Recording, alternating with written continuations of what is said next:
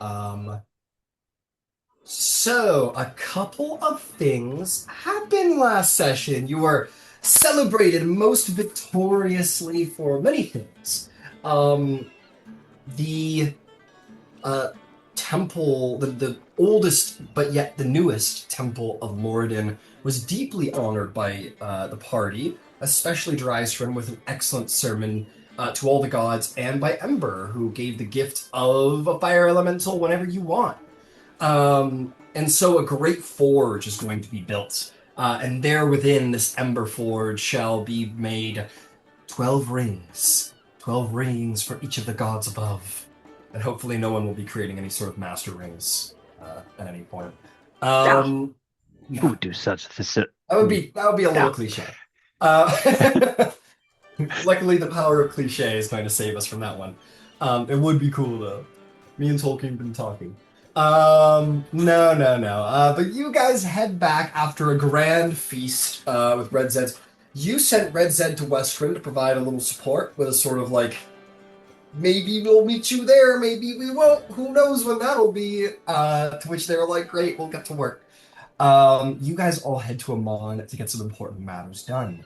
One of which is Ember receiving something of a prophetic vision. Um, uh, Two paths lay before Ember.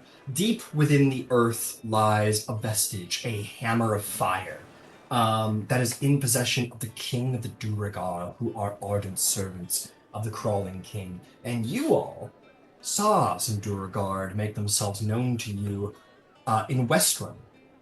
So you better believe that maybe some larger assaulted siege, an alliance has been formed between the Duragar, the Emberhold, and the witness below, the champion of the crawling keep. Perhaps that needs dealing with. But the threat there for Ember is that his patron is much more interested in the Changebringer's own personal vestige, the kiss of the Changebringer, a great jewel that has been stolen, and one that might grant him, the patron, uh, and his allies the ability to return to their home planes, again, utilizing the essence of change to redirect their own destiny. Ember, feeling the weight of responsibility, had to have words with his mother, fearing the reprisal of the patron, that Emma might lose her youth, and thus plans for the wedding have been accelerated. And Emma, with a heavy heart, told Ember that he knew what the right thing to do was. Which is save me, of course, save me. Fuck all those people in Western, save me. No, she didn't say that. Uh, and that's kind of where we left off. There are multiple paths for the party to take. Things are strange here in Amon. No doubt there's threads to pull around here, but um, uh, more earnestly is the path laid before Ember, the problems over out in Westruun, and not to mention a certain Trident that is laid at the bottom of the Searing Channel for some time, and any other number of threads to pull upon. You guys find yourselves here in Amon, maybe trying to figure out where the Aurora Concordant is best utilized next. So, what would you like to do, heroes? Well, I have a thought, and everybody else can deal with those thoughts. Um, Thought number one is Ember wants to try to get a message to Asterix. Uh, Two, there is a potential payday from the council for putting a vampire in the ground, so to speak. And three, it might be worthwhile checking in with the local Cobalt Soul to see, because they were working on getting a ship set up to make the Kessel run in less than 12 parsecs. So yeah, yeah, I can run down some of those rumors just fairly easily, quickly for you. The first of which, easy enough by the Cobalt Soul. Um, hmm, they would tell you that like they have sent. I'll tell you, why not? Cressida Holt, will say, is currently out in Westren with enough coinage on her person to secure you guys passage. Securing Shirku Marine in the Salted Void would take a little bit more time. And he also vanished. So that's a trouble. But you could always, of course, go to Stillben, pick out a ship and a captain to your liking, and Cressida Holt has the funds to ensure that that can happen for you, if that is the direction you wish to take. Okay, that's handy and good to know.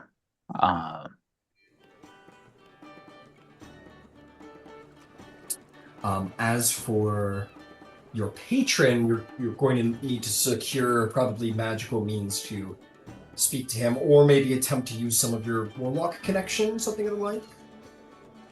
Uh,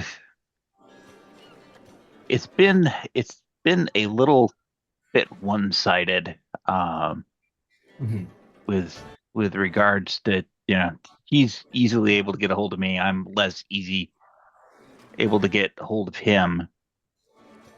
Um, the only thing that I can think of to facilitate that potentially, um, would require uh, a discussion with Finch, whether they still need that conduit to Red. Um, the Hierophant of the Temple of Bahamut here in Emon has been a little hard to track down. Has been running here and there and all over the square, trying to do something. You all know that they left on accusations of corruption, so naturally their movements have been a little bit more under the radar. And even the priests are a little like, "Oh yeah, they come and go, but they don't really ever tell us where they're going." But we'll pass the message along. If we next time that they come around, we'll make sure the underguards are aware as well. So they're absolutely willing to pass Well, along a more message. But more more importantly, Ryan, when Finch left us in Kraghammer, Ember sent Red with Finch, good. and I can speak as long as Finch hasn't gone plane hopping. I Yeah, can I can speak through Red. got it. What exactly is it you want from Finch? I just want to know if they still need that conduit back to us, or if I can leverage uh Red to act as my liaison to Estrix. Um, Excellent. I would say, like, if you could, we're gonna say for the sake of Finch not being here, that Finch goes like, in an emergency, I have the coinage to go track down Ascending or something like that. So it's much appreciated, but you're good. So you can Okay, absolutely take it. so at that point, I can do the familiar. Uh, you're temporarily dismissed. Oh, look, you're back. Yep, yep. Her hand's like, looking around, happy to see you, as much as her hand can express happiness. And then I'm going to temporarily send him back on his way, Fuck! uh, with the to go find Lord Estrix, because I would imagine, since I get the familiar from him, that Absolutely. that's the conduit that's likely to work. Understood, understood. Um, yeah, you do this. Um, I will say then that eventually Red reappears and sort of, because you can mentally communicate, insinuates that a message has been passed along to Lord Estrix that you wish to communicate with him, and that he's going to catch up with you very, very soon. Okay. Yeah. Um, In the meantime, is there any other errands, messages, whatnots that need to be passed out by the party?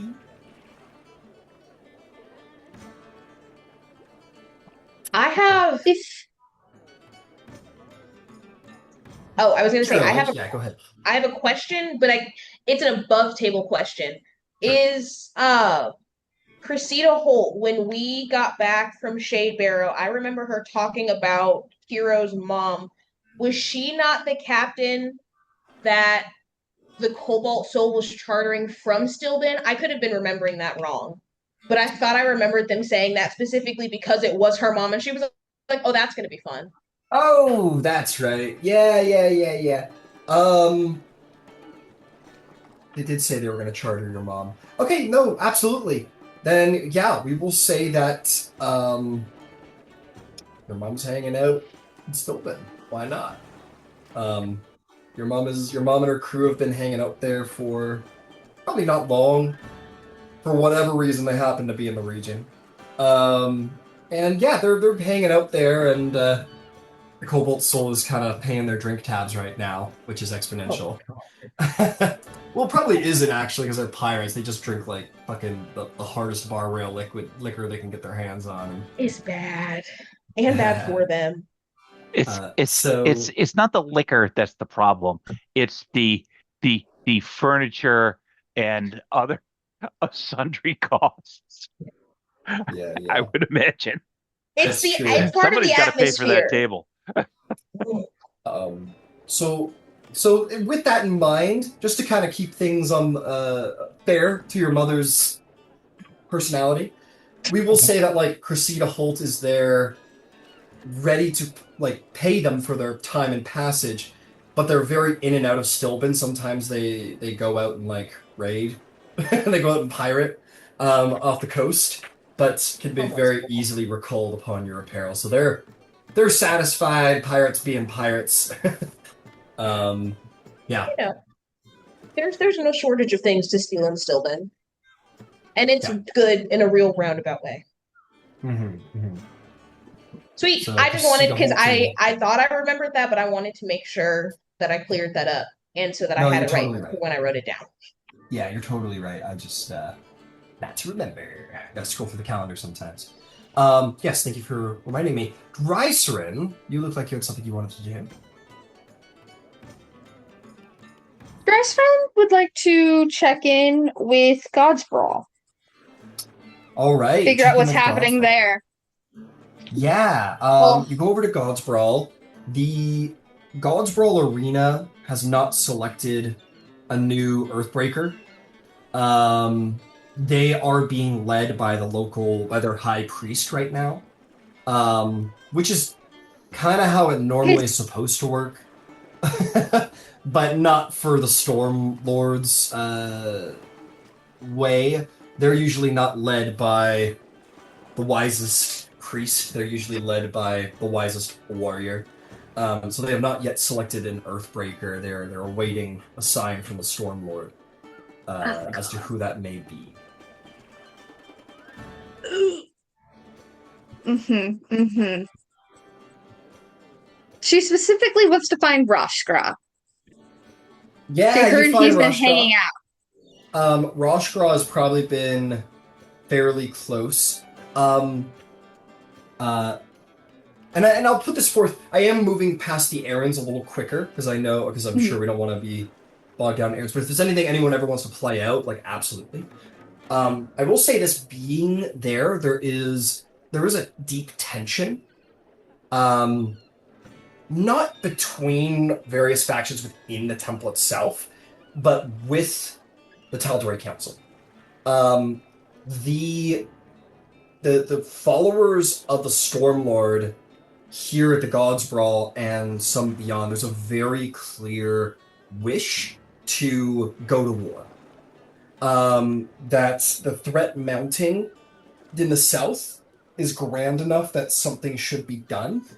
And if you were to ask around about that, um, they're playing it very politically up with Tal'Dorei Council, but the energy is very much so yeah, you're right. We probably knew this day was coming, we're not rich enough to mount an army, and we also demilitarized the Republic. So that is not now currently serving us.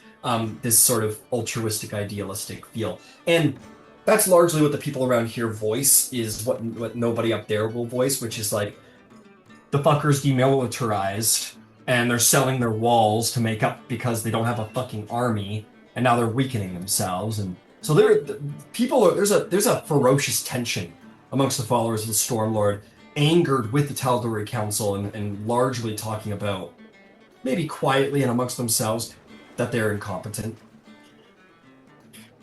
and maybe aren't serving the Republic the best, and the time for war was yesterday. But anyway, through all of that, you do find one who agrees with that entire sentiment, Roshgra Cleave, who sees you coming in and goes, it's you. You're alive. Oh, it's been that long. Yeah, You've done 2 so years. much. He has a Shit. cane now, by the way. He's like, this guy's clearly past his warrior days. He is no monk. He is like a king now. He is armored only with like a smaller blade. He's clearly lost what remains of it. He's got like a Master Splinter situation going on now at this point. He goes, yeah, what? Why'd you turn up?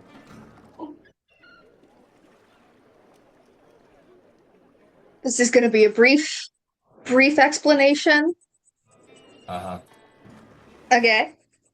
I got trapped in a Demon Lord time dimension thing. Okay? That happened. 2 years went by. It was like 3 days for me. Anyway. Did that. Came back. Got a fancy belt. Court approves of me, by the way. Can't say he never did. You mentioned the belt. His eyes go wide at the side of the belt, and other people in the room go, oh. And a number of individuals sort of fall to a warrior's knee, including Cleave. No, everybody up. We're not kneeling. Yeah, they all start getting up, and they go, this vestige is holy. This is a sign. This is a sign. No. And everyone's going, it's a sign. No, it's not. They all kind of look at you and go, what do you mean it's not a sign? It's the fucking girdle of the Stormlord. We've been looking for an Earthbreaker. Yeah. No. You're a monk. I don't care. The God. The Earthbreaker in Vasselheim is also a monk, and you're a cleric too. And now you bear the vestige of the Stormlord. I should have used stealth. All right, okay. Let's get something clear. Everybody. Yeah. Everybody here, right? Yeah, all the words. I'm not good at this. Decision making, running other people, not good. Not me. No. They all kind of. Barely And Rashgar Cleave goes, no, she's right. She's very bad at making decisions and managing people and, being a proud warrior. It's true. It's true. Don't make me repeat. Hey, I said you're not going to be a proud warrior, not a good warrior. You're a great warrior. You're just not proud of it. Anyway. It's a work in progress. Exactly. Let us remember the monk Earthbreaker in Vasselheim is both old, wise, and proud. They'll go, yeah, he's cool. We shared a beer. You shared a beer with the Earthbreaker. No, shut up. Kinda. It's not enough. I do not think this one is the one we're looking for unless we want to wait 10 years for her to do the fucking discover herself in Wildmount girls trip or some shit. Yeah, this is not the Earthbreaker. They go, the high priest goes, she goes, I will consult omens with the Stormlord before you come to your decision there, old man. This may be the Earthbreaker. He goes, yeah, whatever. No. You cast your spells. Anyway, why are you here? Other than to, show us that you're all favored by the Stormlord, but apparently not worthy of the role he probably has preordained for you. Anyway, what do you want? You're off the hook because only because you were being tormented by demons in the abyss. That's a fair enough reason to go missing. But Thanks. what do you want? Mainly to know the state this place was in, and kind of make sure you were alive. Not yet. Biggest.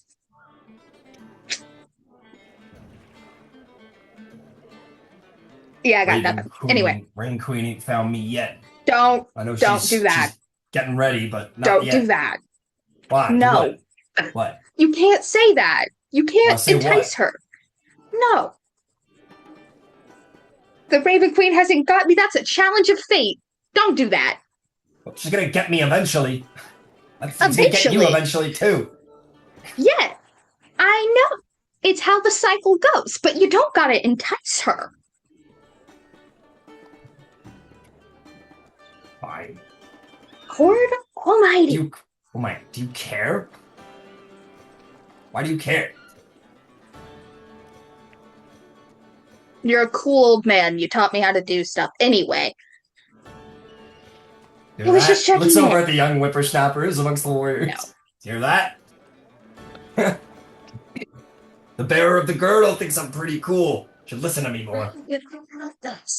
Oh, maybe we should listen more. Where's my favorite pupil, Zarvog? Is he dead? No. Well, where the fuck has he been? Everywhere? He's been, I think he, first of all, was helping in problems in Singor, and then Western. What the elves for? I thought he hated elves. I don't know. Probably still does a little bit. He hates everything. Great. Well, seems that he's grown scared of the warrior's way, as we've not seen him around here. Running around everywhere but here the last 2 years, apparently. Hanging out with elves. Okay, he was also trapped in the demon abyss with me. Alright. Yeah. Your hook's losing its worm, kid. There were actual vampires before the calamity there. Don't even. Alright. I will. He's just trying to escape cardio day, I know it. Everyone wants to. Anyway, the state of this place. Is everything good? Are we good? No one's dying. Nothing's disappearing. Someone's always dying. This is the Stormlord. We're not sit around and polish our weapons. We go out and fight. Dying in, like, a tortured by a dark god way. Not dying because we're fighting something honorable. Unless you've brought some dark god here, we're fine. I didn't bring it. They're kind of just lurking. Aren't you friends with the Tal'Dorei Council? Tell them to get off their asses so we can actually get in the battle. That is Yvain and Ember. I haven't ever said a word to them.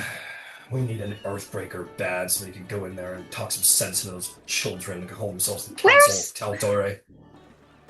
Where's... Oh no, I have forgotten her name. Where was Thunderfist's daughter? Where is she? Is she running things now? She's the High Priest, yeah. Yeah. Oh wait, no, she's the Sorcerer. She not? Never mind. Yeah. Is she not? No, she's here. No one's thought about that? What about what? I don't know, that she's capable in her own right? It's not hereditary. She got her ass kicked the moment the day of the competition of champions began. Zarvog just filled them up with all these arrows like the first competition. She didn't get a single spell off. Of course she's not going to be the Earthbreaker. She went up against Zar. That was... One of the warriors goes, wait a second. Didn't Zarvog win that competition? You go, yeah, that's the point. He goes, well, you didn't fight in the day of challenging. Maybe that was a sign. And some of the other warriors goes, maybe he's the Earthbreaker. And then Grushgrog goes, you can't be the Earthbreaker. The High Priest goes, why not? Because he would never shut up about it. I have to listen to him. I think we need to send I can bring back a message. Don't make me support you to be the next Earthbreaker. Bring him here and I'll have to, because you'll never get the end of it. Anyway, okay. You know what Good check-in. This is going good. If the hobgoblin kid I walked off on became the fucking Earthbreaker? I think it might just bring a little more joy to my day. He whaps you with his stick. Redirect it. He falls over. No. See? See? One of the warriors comes over and helps him and goes, "Hey, shame on you. He's old now. You can't be knocking him around. He was old before. You're definitely not the Earthbreaker. Beating up old men." Gosh, Cross, shut up.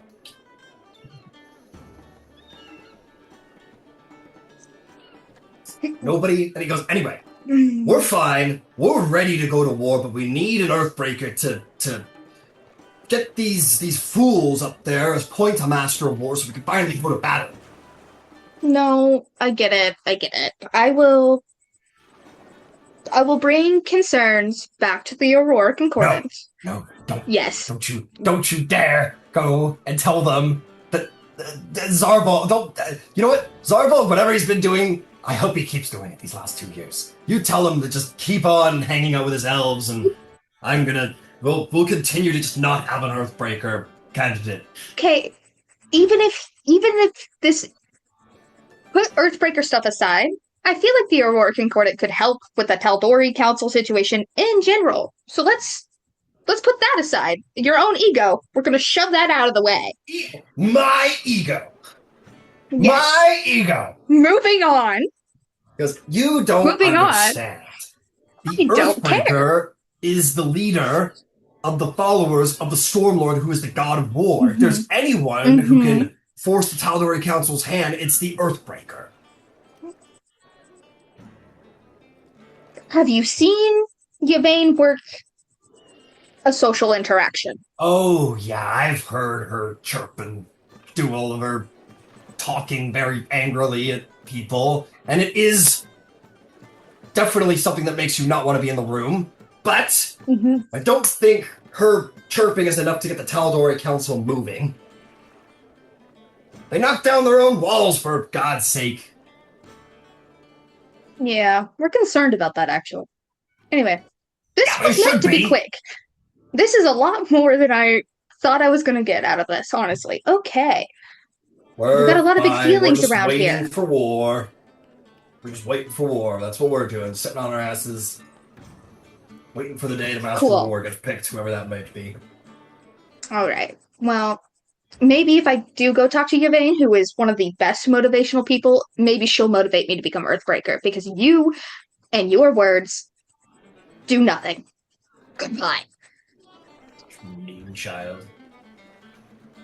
Rotten to the core. Spoiled. Should have never trained her. I will hit you with lightning. You're gonna get out of here. Sarpok was my favorite now. It's a more distant memory. I'm gonna tell him. Don't tell him. I'll deny it. It's a lie. And you meander off. There are no shortage of members of the Stormlord people who are vying to be Earthbreaker. There are no shortage of people here who. This seems to be the thing. They're in desperate need of an Earthbreaker, and they have every faith that if they had a proper Earthbreaker, he could go up there and sort of motivate at least Emon to then motivate the Tal'Dorei Council, because faith has power, and the Stormlord's a god of war, of rightful war. Anyway, that's what you discovered. We need a little brush grab in there, I think. Yeah, who else has got things to do around Emon?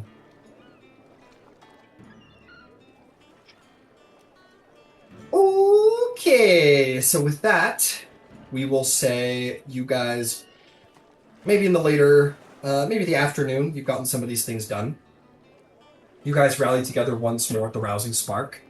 I'm going to say Emma probably did not come back. She probably went to go meet her betrothed. and start making some wedding arrangements more expediently, considering some of the fear and tension surrounding things. Um, hmm. So with the party rallied, what would you like to do?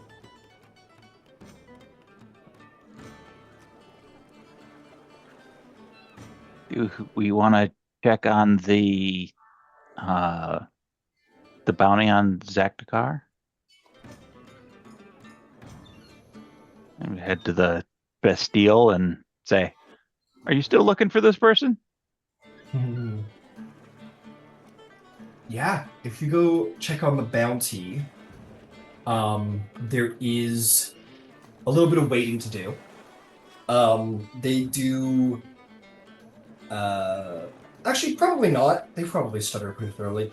One of the head jailers, one of probably the warden, in fact, of the jail, comes down, and is actually going to reveal some pretty intense vampire lore to you guys, and is going to ask you basically about the circumstances of Executukar's death, and very specifically is going to say.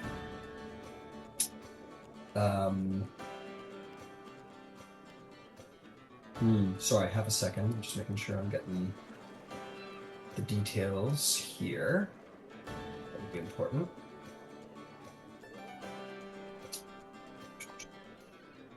Let's see.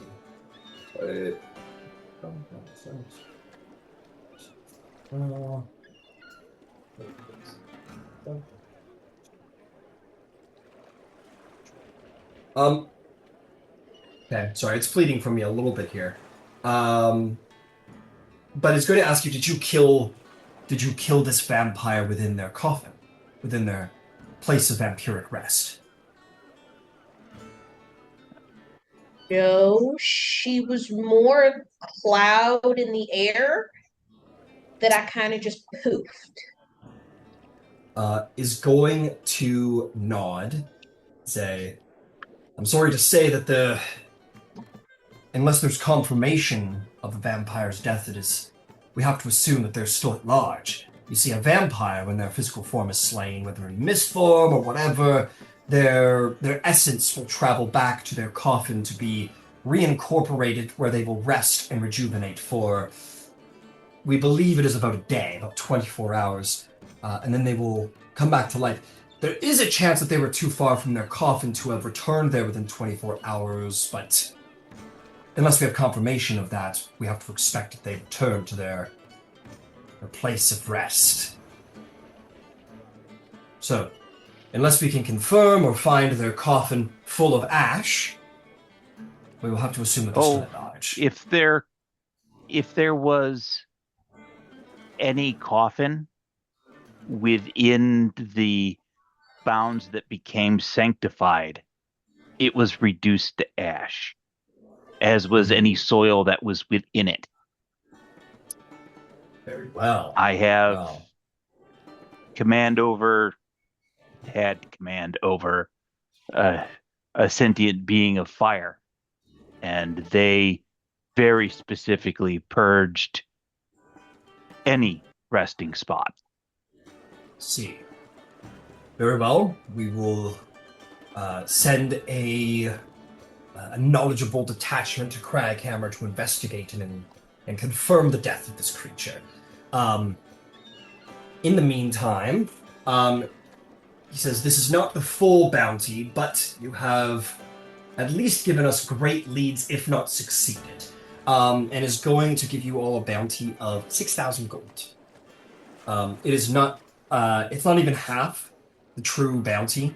He says, but this is a significant lead and a possible confirmation. Once we have confirmation, if it is indeed confirmed, the rest of the bounty will be granted to you. And if not, you are still, of course, entitled to the coinage that we are providing for you now. To make life simple, that's $1,000 for everybody, and I'll put $1,000 in the slush fund. Sweet. That's 6. That's simple math. Unless Excellent. people like more complicated math.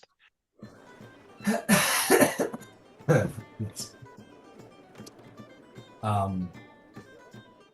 Uh, excellent.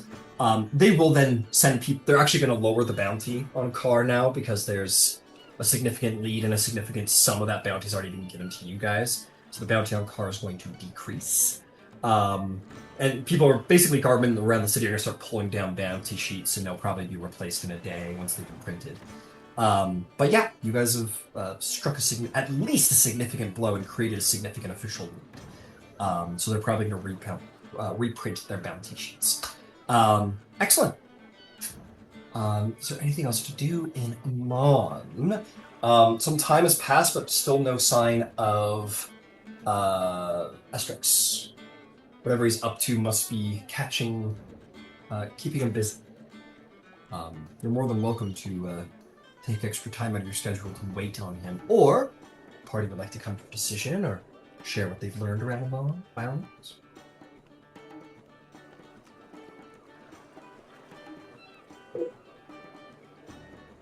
I healed Wyatt. I think he's fine now. The boys seemed very, I don't know.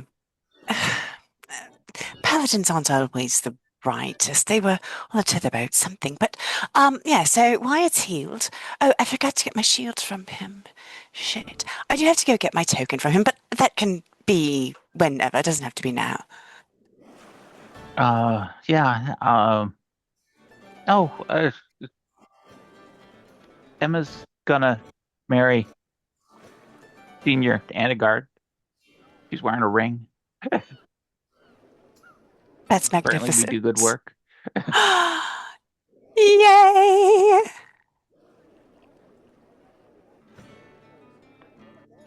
Finch is going to be so excited, or terrified, or both.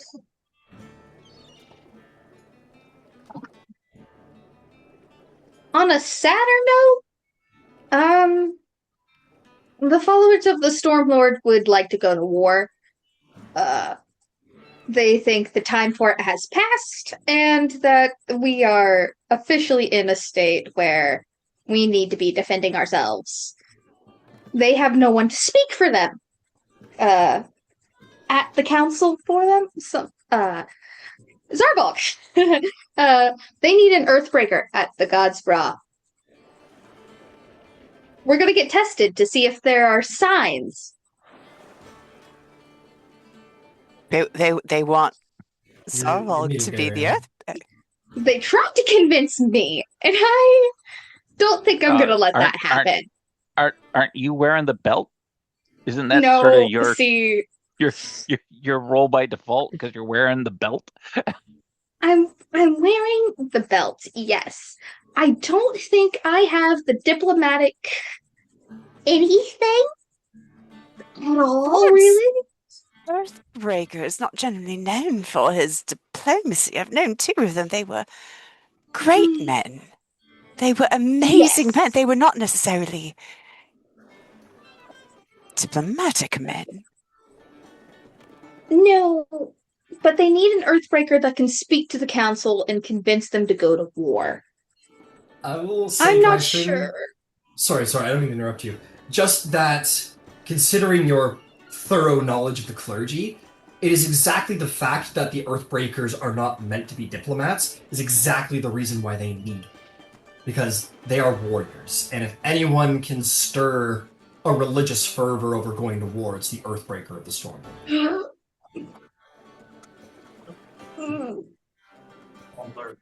Can you hear me Hey. now? Yeah, a little better.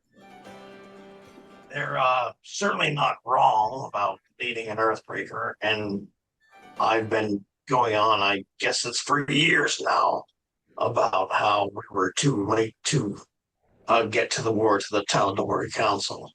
It's not like they haven't heard it from me before, but I'm happy to repeat it to them again.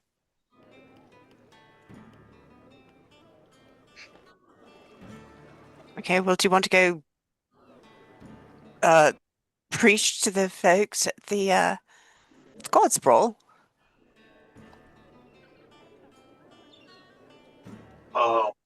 I can certainly visit the God's Brawl and talk to them. I don't know what sort of preaching they need from me. It sounds like we're all pretty much on the same page.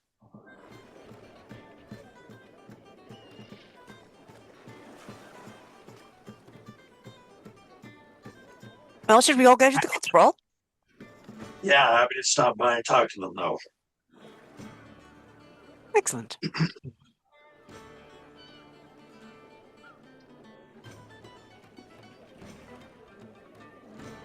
God's Brawl field trip. Interesting. As you guys you get up and you're about to make your field trip to the God of War's temple.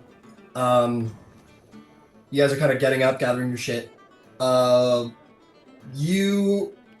door of the tavern will open, and you guys are going to hear a vaguely familiar voice go, Yvain! You guys are going to look to the door to see the Andegard brood at the door, with Wyatt at the head, and that's where the voice came from. And Wyatt's going to beeline across the tavern in a ferocious walk, and he's going to grab Yvain and plant one on her.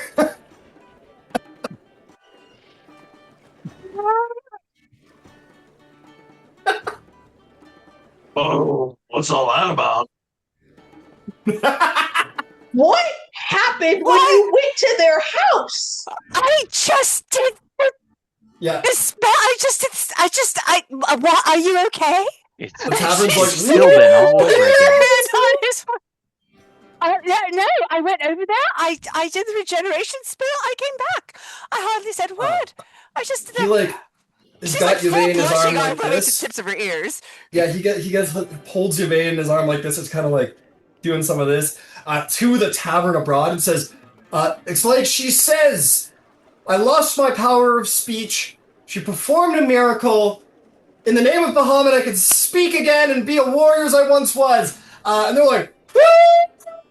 The tavern applauds. Yeah, let's go! Everyone, freaks out in the tavern. The barkeep's like, oh, here's to an Andegard, warrioring again! And drinks are handed out around on the house, yay! The other Andegard kids are like jumping around like they just won the Super Bowl, like around Yvain. And it's, the tavern's in an uproarious celebration over this. Kiro's gonna lean over to Drytrin and go, wait a minute. So Ember's mom is marrying Finch's dad. So Finch and Ember are related. Now Yvain's with Wyatt? Wait, so that means that Finch is related to Yvain and Ember. What happened? Why are we asking me? Was it there? Yvain is going to try to separate herself from the situation as if at all possible.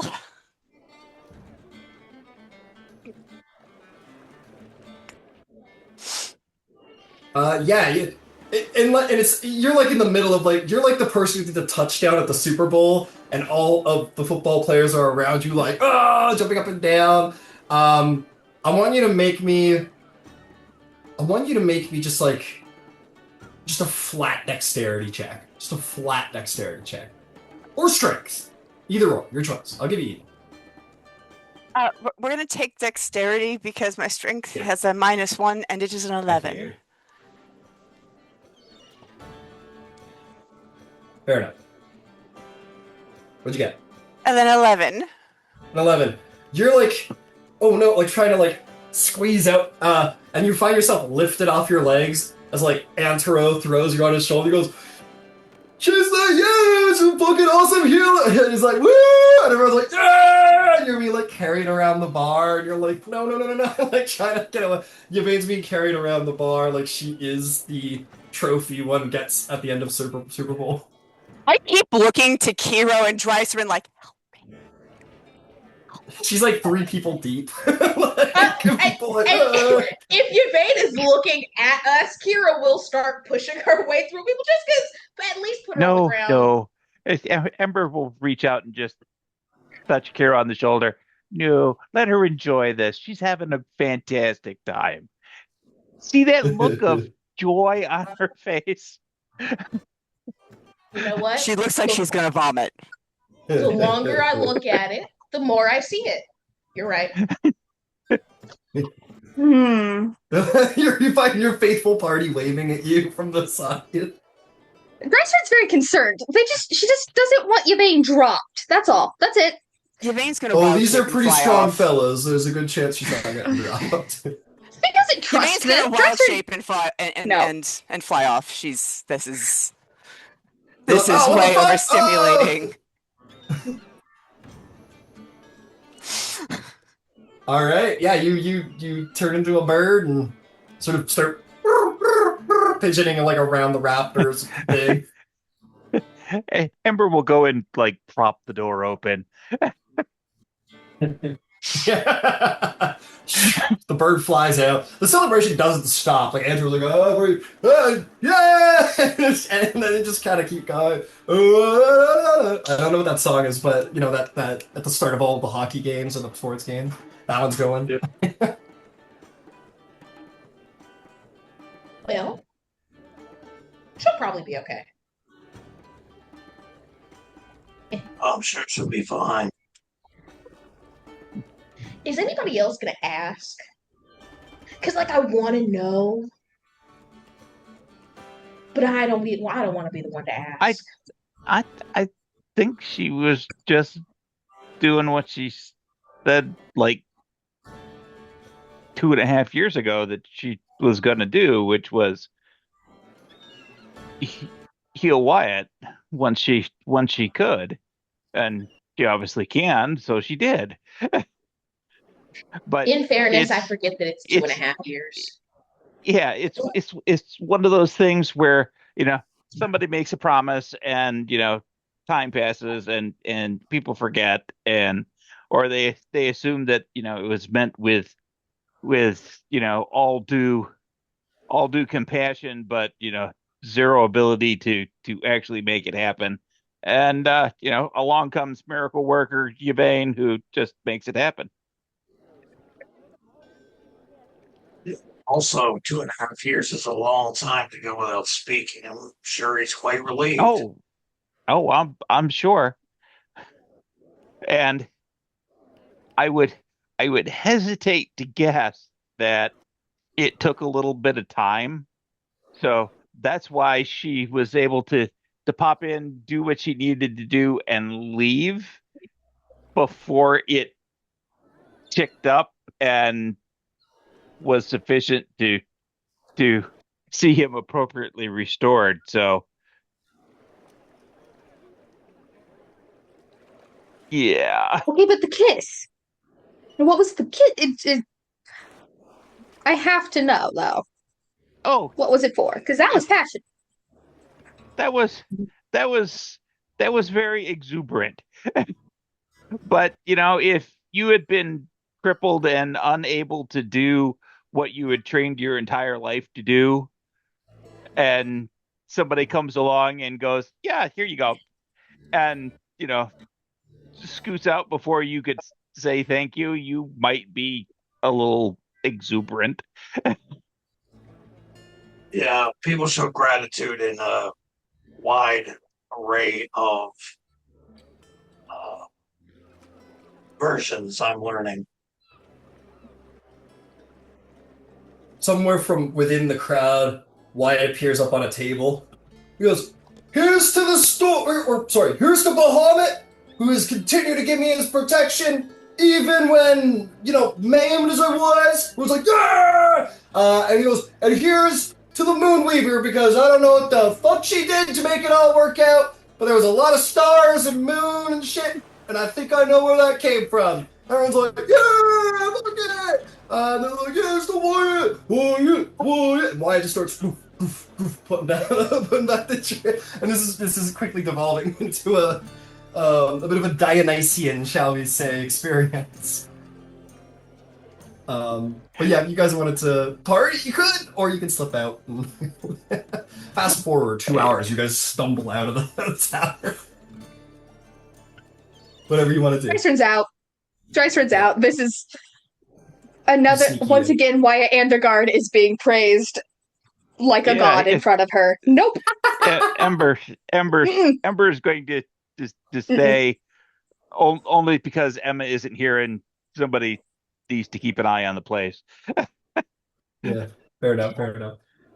There's like the night manager or whatever, that attends the bar when she's sleeping is present. And he's like, he looks hairy but happy because there's a lot of drinks being bought right now. But yeah, you can keep an eye on the place for sure. But yes, the field trip to the God's Brawl does not need to desist. The party is not the focal point. The celebrations, you guys can easily step out. With that, you begin traveling through the city, in which I'm sure a pink bird appears and reconstitutes. Oh no, she sits on Drycer's shoulder and just kind of walks across. If you ever saw Iago in a lot, yeah, she's doing a bit of that because she can talk like her. Nice. Bird speak. Cool. You're muted there, Qiro. You're talking just enough. Oh, I was saying no, it is Iago, just pink. That's what it is. The heralds are talking about this like it's breaking news. Like somehow it's already gotten to the heralds. They're like, this just in! Wyatt Andergard, Knight of the Platinum Dragon, miracle has been performed.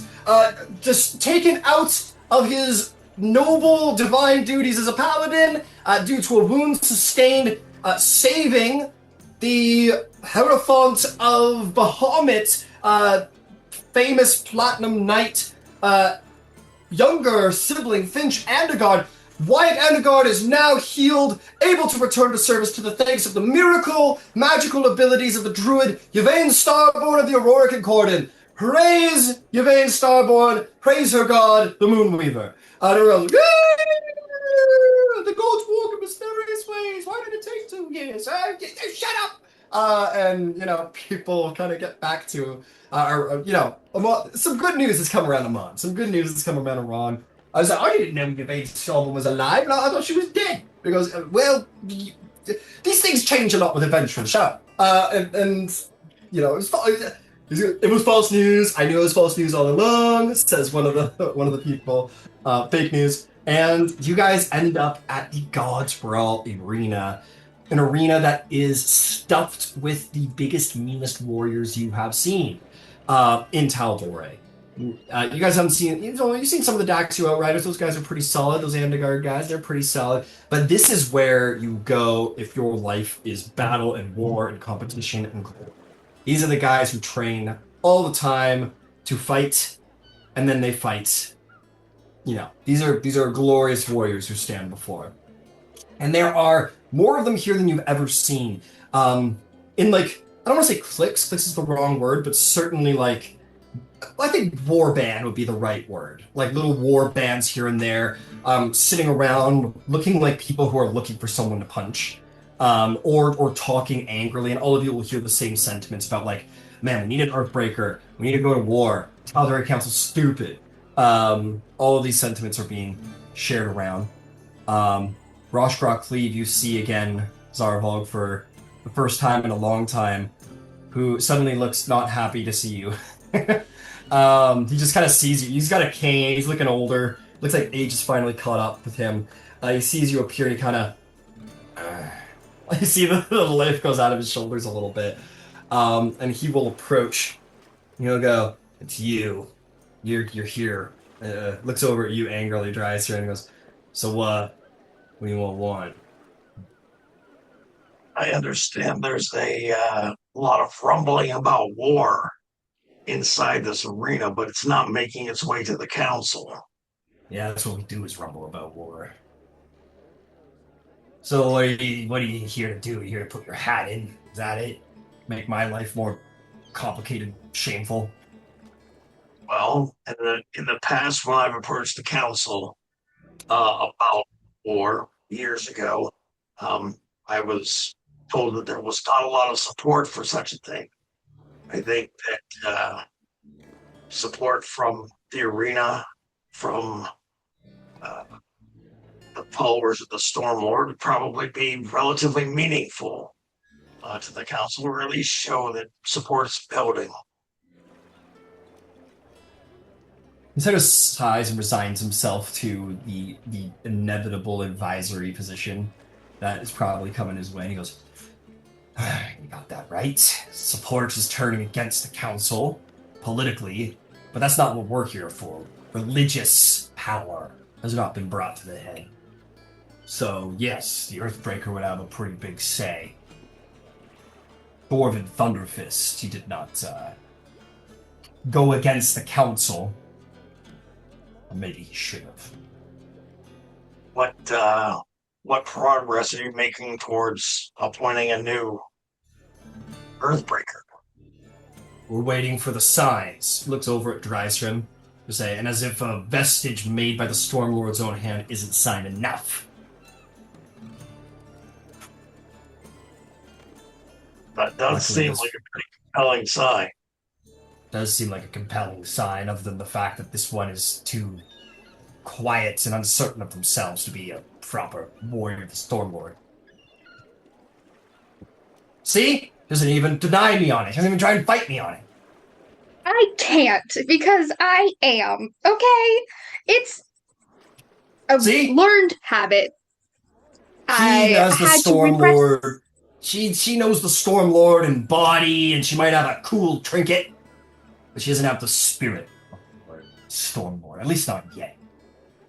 The members of the Aurora Concordant do have an in to essentially address the Tal'Dorei Council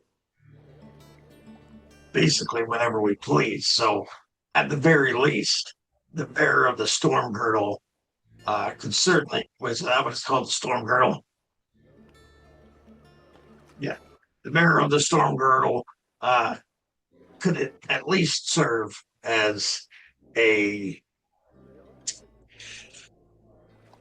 influential advisor to the Tal'Dorei Council, even if she's not willing to take up the full mantle of the Earthbreaker completely.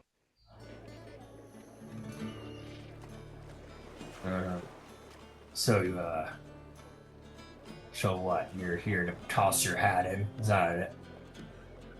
Here to make me look like a greater fool? It certainly seems like someone needs to help this process move forward. I have, like I said, I've spent some time with the council myself, and although whether or not that means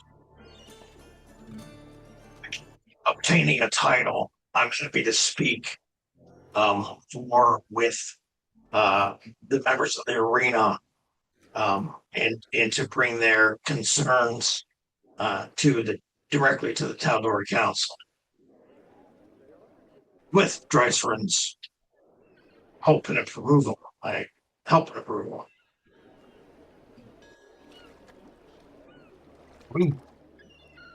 What follow the Stormlord ever asked for approval when changing the world?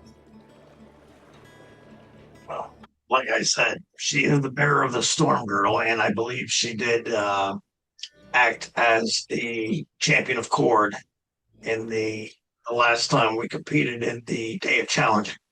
It's true, and she did lose. It does seem right to at least give her desires some consideration. Maybe he should have got the Storm Girdle. Maybe he shoulda. I can take it off. He I don't got care, it's something else. yours. You found it. Oh, I did find it. he got something With else. hard work. He does have Is that my something bird better. talking? Yeah. I do have something to show you that I think you might appreciate, old man. It's no Storm Girdle, but and he holds out Condemner.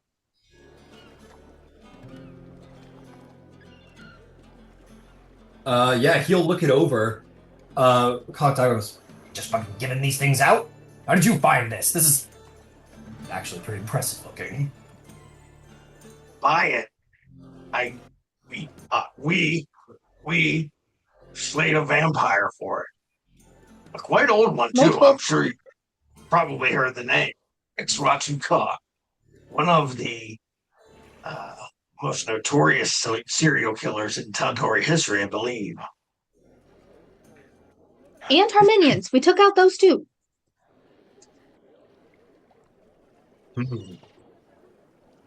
All right, fine. He goes, well, No. Yep. He's like fighting with himself a bit. And then approaching is going to be who you haven't seen in a while is Ira Stormborn, who was the sorcerer that you fucking annihilated for the challenge there. She's looking to be a little bit more like she's wearing sort of vestments now. She looks a little bit more shamanistic, if we could say, but more priestly now. She goes, okay, Rashkra, what is it? He goes, nothing. Because you've been stomping around here more grumpy than usual. She sort of like looks over, says, your formal pupil. She looks at you, sort of squinty-eyed, Zarvolg. She goes, what do you want? Rashkra says, he wants to be the Earthbreaker. She blinks a couple times and says, he did win the champion thing, and he's got the scars on his chest, if I recall. Rashkra goes, spent a lot of time recalling the look of his chest. She like pokes him in the side of the head in like a minor like shock. I stumble away. She goes, is it true you want to be Earthbreaker? Well, that's not exactly what I said. I didn't. If that's a necessary part of the process, then so be it. What I actually said was that if the arena finds itself unable to present its case adequately to the Tal'Dorei Council, Dresrin and I are happy to do that.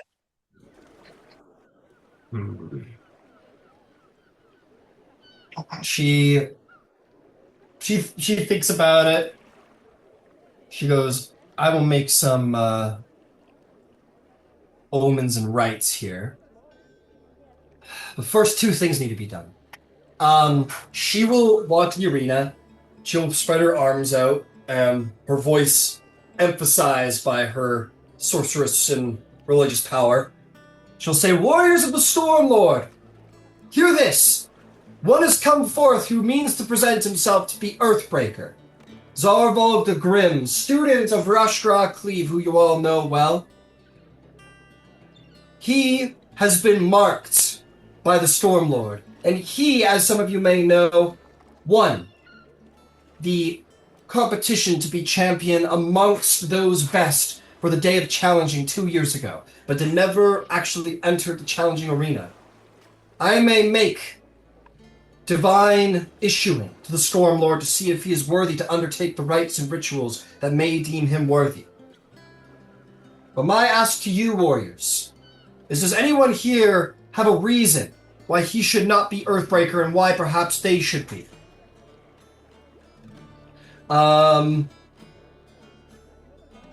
Many stand, actually.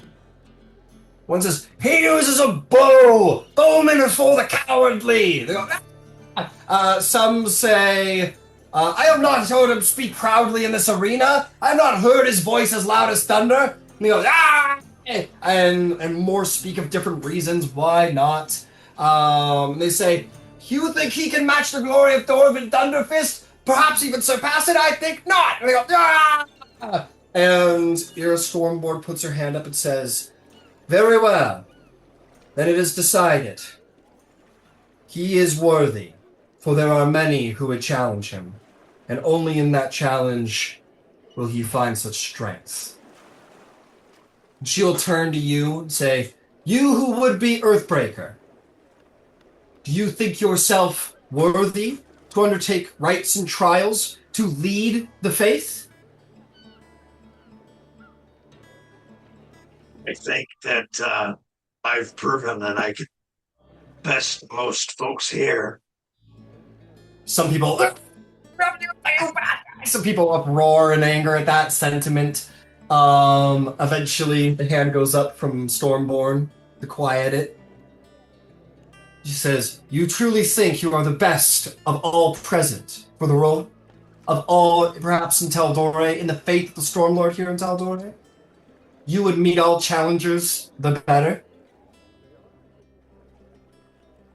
I've been gone for a number of years. A portion of the time that I was gone, I spent in Vasselheim and met Earthbreaker crew. I came to this arena, and actually, I delivered a vestige of the Spider Queen to Earthbreaker crew. Passed one of his trials in Vasselheim, and then arrived here. Met the challenge that was put before me from this arena to be the Stormlord's champion, and accomplished that as well. Not to mention the time spent defending Tal'Dorei cities like Westerun, Emon itself, and others. I think I have a pretty decent claim, yeah. She says, "Then we will see the signs, read the omens, and see if he is worthy. If he is, then he may undertake the rites, and we will see if he breaks." And the warriors sort of applauding to possibly see you, who some do not believe is worthy, broken by these trials or successful by these trials. Stormborn will come forward and say, "This will take some time. You will hear from me when it is the right time for you to come take these trials. Prepare yourself, for they are meant to break you." Oh, and one last thing. Yeah. She wheels back and decks you as hard as she fucking can for like a point of damage. She'll say, that was for the fight that you took me out in." She hit me like Iceman hitting Maverick at the end of the first Top Gun. She's not a warrior. She very much like it's like a wide, like not a monk swing or a warrior swing at all, but it's just a wide haymaker of a swing that you take because you've taken worse, right. 10 times worse. It's just he'll work at her and clasp her arm and like the forearm handshake. And she accepts it, marking that any animosity between the two of you is past now. She got to deck you once. And she says, "All right, go do whatever it is you do out there all these times you're away from us, and you'll hear from me when proper divinations have been made." It'll be my honor. Thank you. She'll give you a nod, and with that, perhaps one may be worthy of such a trial. We shall see, but it will take time for them to be certain the Stormlord approves. And you may continue your adventures in the meantime.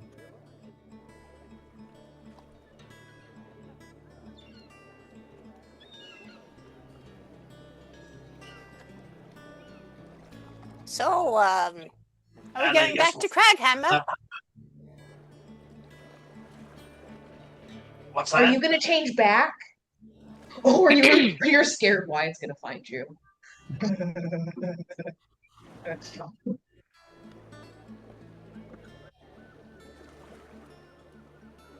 He could. She nips at your ear. Not hard, just... You deserve that. It's who Hey, you I got am. a new piercing. Listen, I'll find your word to stick in it some way, somehow. And Qiro at this point will direct, like, now that she's learned that you can talk like this, what exactly did you do? I cast a spell. I cast a regeneration spell. I just healed him. That's all I did. I walked in, I cast the spell, I left. He's, I, maybe he's just overcome at the moment, but I most certainly didn't put a ring on his finger or ask him to marry me. Could you imagine? You remember how when we went to go visit your parents after Shade Barrow and we were all sitting at the dinner table and you started explaining to your parents the things that we had been doing and the adventures that we had been on, and we slowly watched your father's face go white because we realized that there really is only so much that some people can take. Yeah. You might have gone to the other extreme where you didn't say anything, and there have been a lot of changes. And unless we told them, I don't think they knew we were alive in 2.5 years. And also, it's been 2.5 years. There's a happy medium in there somewhere. We'll find it one day. She'll just sit and preen her feathers. Listen, it's still better than me. I haven't even told my mom.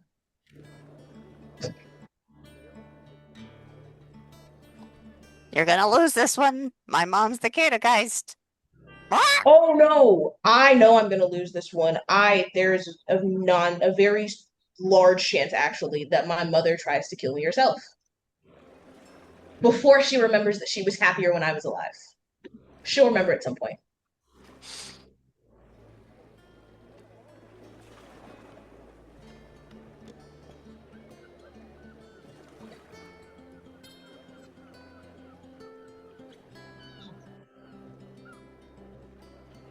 Nip, nip, nip, preen.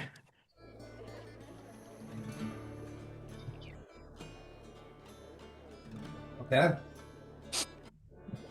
What now? Where are we going now? Oh, this street explodes. More lava sharks. Oh, fuck. Oh, no. Shit, I'll go for it, actually. Was it Kraghammer for the Kraghammer. information that Ember needed? Yeah. Can On we the- go on the back morrow. same day? No, they need a day to get the intelligence gathered together and what have you. So They said that they could either have it by dusk. I believe, if I'm not mistaken, like by the end of the day. I might be wrong on that, and they might have said the next morning.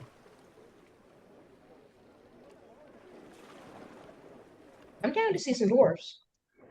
I just cannot go drinking again. Sitting in that tavern, the smell of alcohol is... Mm-mm. Not tonight.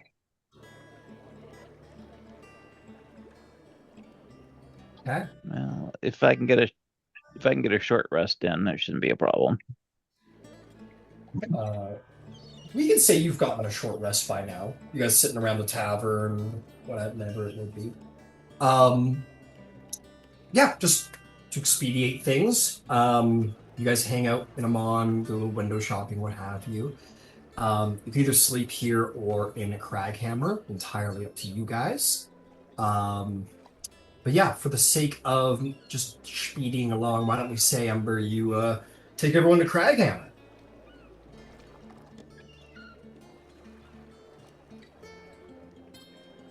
Okay. He that switches works. back when we get to Kraghammer. Yeah. You guys teleport into the estate of the Thunderbrands, which is it is a very well appointed estate. Like every other home, everything's mostly stone and dwarven sized. Unlike other dwarven homes, it is rife with magic. It is filled with like bookshelves that are filled with ancient scrolls, stone slabs, maps, arcane diagrams, crystals, skulls, the accumulation of magical trinkets and artifacts of 100 adventurers. The place has got teleportation circle on the floor over here. They've got a laboratory for artifice over here. They've got like a classroom built into the estate. This is like the dwarven. This is the heart of magic in Kraghammer. Let's simply put. You guys are shown out. You guys are shown out. Oh, you may secrets we get for me. They show you guys the way out. And in finding your way out, you guys can make your way back to whatever they call their main place. I think it's called the Ember Throne here in Kraghammer. You make your way back, and that was my fault. The Iron Keeper will be excited to see you. I want to see if I have any. Why not? Why wouldn't it be? She will have Thunder. Oh fuck, what's his name? Take me to the house of Kraghammer, choose the other bullshit. Sorry. Drake, there it is. Fuck it, Drake Thunderbrand, why not, is the man with all of the info that you need. Iron Keeper Paluda says, good you're all back. Elementalist Drake here insisted upon taking it to himself to gather the information you require. This is about... I'll leave you guys to... How's that? The Elementalist will take you into sort of a side room where he's accumulated a number of pieces of information. And Drake will say, so, you're going after the duergar, eh? You're muted over there, pirate. Oh, I was gonna say, asking questions. Well, trying to understand your neighbors more. We've run into a few of them, and they suck, actually, a lot. Yeah, they're not friendly types, no. Well, I'll tell you what I can. We here in Kraghammer tend to stay away. They are an unkindly folk, as if you've run into them, you've perhaps figured it out very quick. We can tell you what we know. I'm not going to bore you here with information, but we'll tell you what we got. The first thing I'm going to tell you might be the most upsetting piece of information that's been kept quiet concerning the duergar, but nonetheless, I'm going to tell you now because it might be relevant to you. They have attacked us from time to time. And at one point, they did get close. We did manage to capture one of their princes. And, let me see here. He starts looking through the information. I was going to say, I don't have the exact quote on me, but I'll tell you what it essentially said. They called themselves the Sixth House of Kraghammer,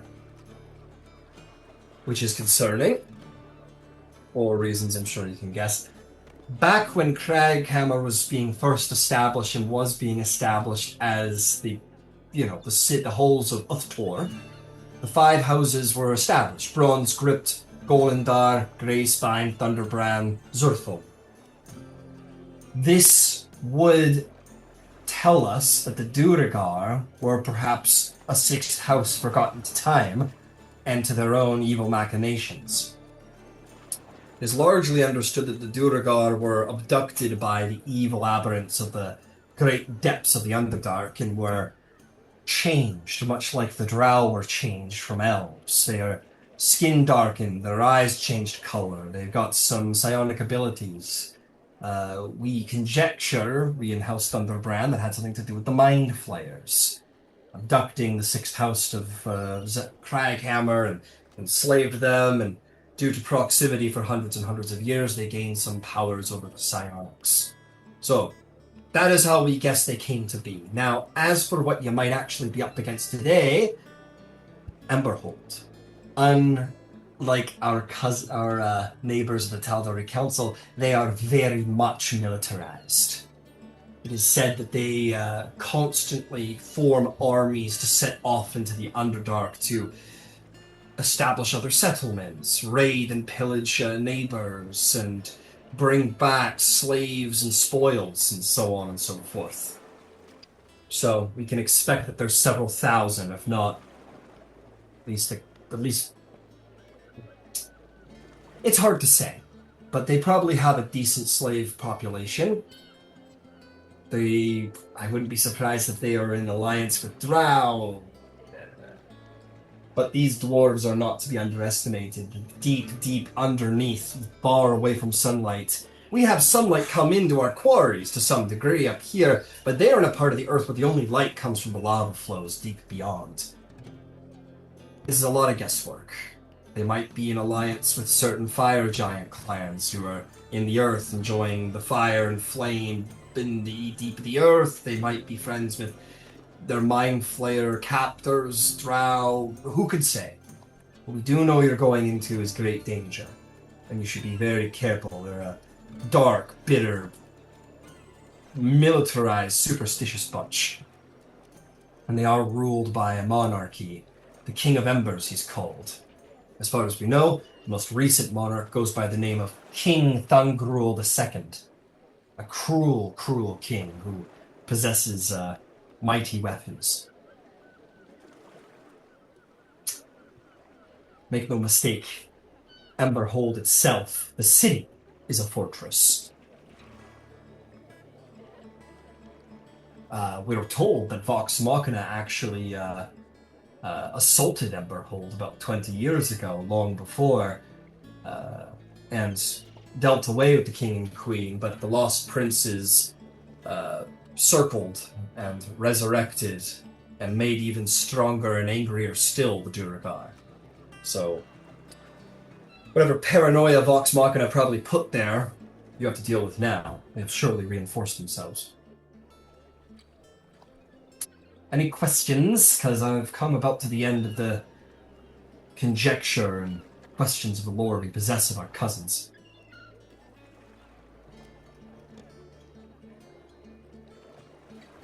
In your estimation, if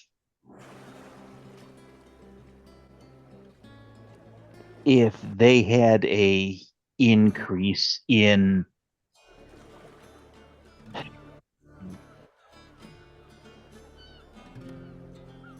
martial might of a semi-divine nature, would they pose a more imminent threat to Kraghammer? Or are they more content to work within the Underdark and establish themselves horizontally as opposed to vertically? It's tough to say. Their society roams around the faith of Crawling King, who's a god of jailers and prisoners and tormentors, and with that logic, the Crawling King is the ultimate jailer. I'm not going to get into the rhetoric of the religion, but this is to say that the followers of the Crawling King are either prisoner or prisoner and jailer both. When they are told to do something by their god, I expect they do it without choice. As I'm conjecturing their religion. How might a prisoner interact with his captor, especially a willing prisoner, or a prisoner who wishes to become the jailer? I expect probably more potent a threat, and if what you've said is true, that you've witnessed duergar in Westruun, and that they've actually appeared beneath the sun, it is very outside their usual way. Duergar, the one place they won't go is surface side. Their eyes burn in the presence of the sun. It is uncomfortable for them. If they have revealed themselves to the sun and the world above, it is by the whips of their masters, perhaps even by their god. spurred on by maybe some kind of crusade brought on by indeed religious zealotry. I can't say for sure. I can only Oh, imagine this was stronger. there is absolutely a zealot at the head of the pile. See. Well, then I'd say you've got your work cut out for you. Your one advantage may be that they're making plans to go up instead of outward. But you can expect that they've made many crossroad outposts and fortified themselves well. With that said, I am going to give you one little piece of information. It is the longest of shots, but it might be of help to you. Now, the legends of Vox Machina are many. Some of the less known are indeed their assault on Emberhold. It is said that King Murgle the First, that is, not the current King Murgle the Second, but King Murgle of Emberhold was killed in combat by Scanlan Shortland, the Bard of Vox Machina, and that the wife, the Queen Ulara of King Murgle, was then slain by an aberrant tyrant known as Kivar. Now, some of this information is taken from the legend of Vox Machina. Some of it is taken from the divination powers of our, Thunderbrand diviners here. When they died, the various princes circled up to gain power, become king, and it is conjectured that King Thargold II isn't a direct descendant of the original King Margol. It is somewhat said by some, by the omens, that maybe, just maybe, the young daughter of the previous king and queen still lives. A 6-year-old at their time of death. She'd be 26 by now, still considered a child by dwarven standards. But this missing heir may be out there, and if you want to take the political angle instead of the smashing your head and spells against their fortifications angle, this might be a destabilizing force you could use to your advantage. Now, you might want to forget about this altogether. It could just be rumor, it could be a misreading of the signs and omens, considering the time we've had. But it would potentially be a good help to you if you wanted to try and deal with this in a more, gain political allies and fracture them within kind of direction. Okay.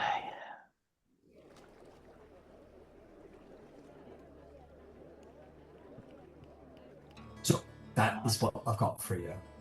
Fortresses of obsidian black stone, psychic dwarves ready for venturing parties to show up and attack them, and maybe a missing heir.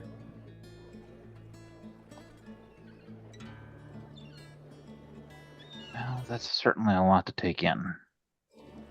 It is, aye.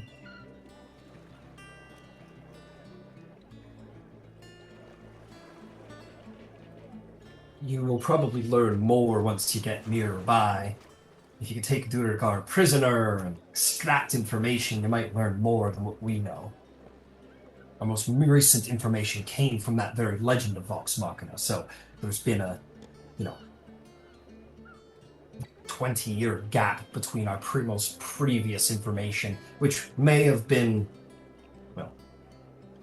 juiced up, shall we say, by a particularly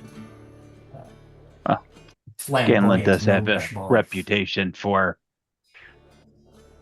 exuberant storytelling. That is what they say. So, I wish we had less murky information for you. We've obviously not had too much contact with our violent neighbors.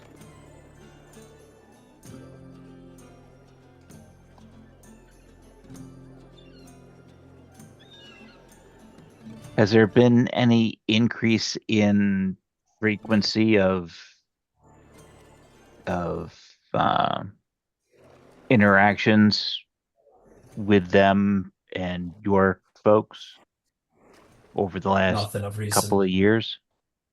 Okay. Sure. Yes, couple of years. There's always skirmishes, contention for opening up new paths to the quarry. They send out probing strikes to check our strength, see if we have become a worthy target these last 100 years, and no, we have not. So, nothing more than probing skirmishes. Okay. And like I said, these prints we caught in the larger skirmish. It was a larger battle, but half-hearted in strength. They did not muster their full arms against us, nor do I expect they will.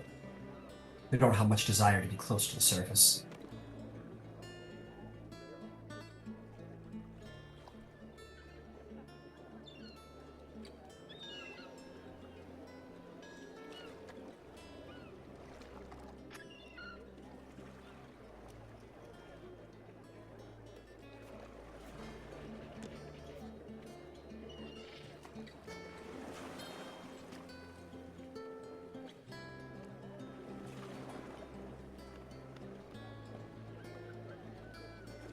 Well, is there anything else I can do for you? Is there any questions you might have? I can try and fill in the blanks.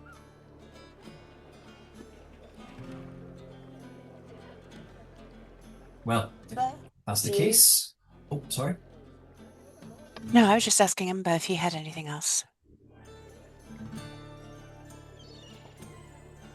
Are there any stories or legends about a hammer, potentially a kind of a big one, that would be in their hands and potentially tied to fire? Oh, aye. Yes, how could I forget? He starts going through some information. He says, and he's kind of sorting, sort of like an aside before he gets out what he's got. He says, as a question, how did you come across this knowledge? Do you have a description?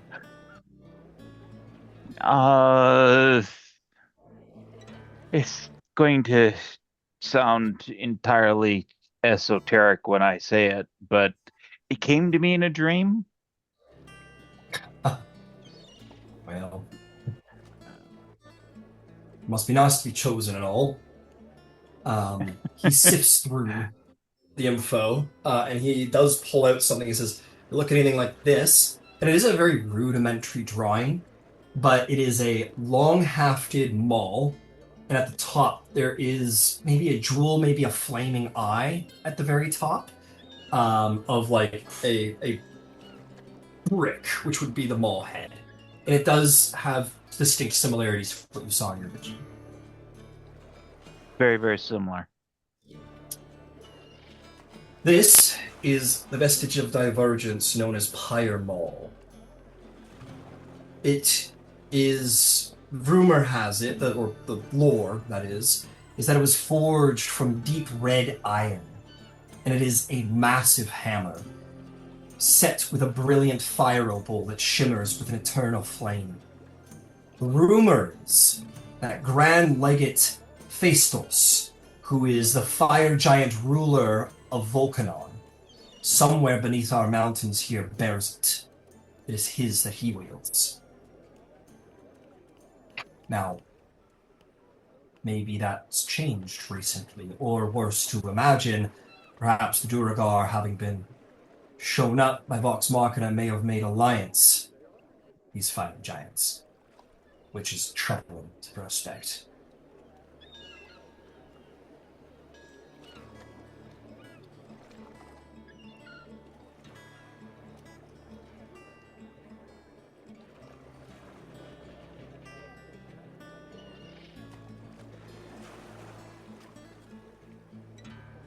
So, psionic, underground, deep dwarves, and fire giants, and a giant hammer. I like this. There are worse challenges to make your legend upon, if you do indeed come back alive.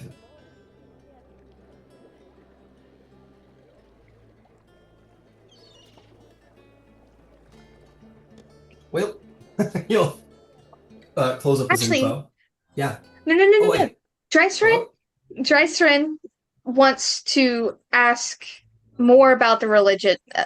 Even if it's speculation, she wants to understand more of whatever religious stuff he was about to start to talk about.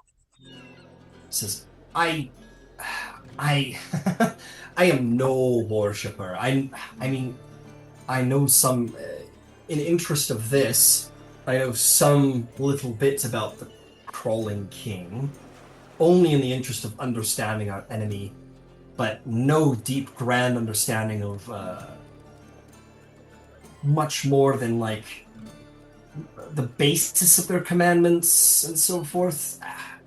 He'll kind of uncomfortably start to speak, and he'll say, "The Crawling King is a god patron of torturers, slavers, jailers. It is the objective of all who worship him to become one, to become a torturer, a slaver, a jailer. Those beneath them, those who are imprisoned by them, they would not be considered faithful yet. It is probably the objective of the slaves and capturers they take to bring them into the faith, that they too might become torturers and jailers and slaves and such. So that is the basis of the religion, is to torment those beneath you, those not of the faith. The Crawling King is associated with the Underdark. They say that he created the Underdark, that he was the first to tunnel out its great depths.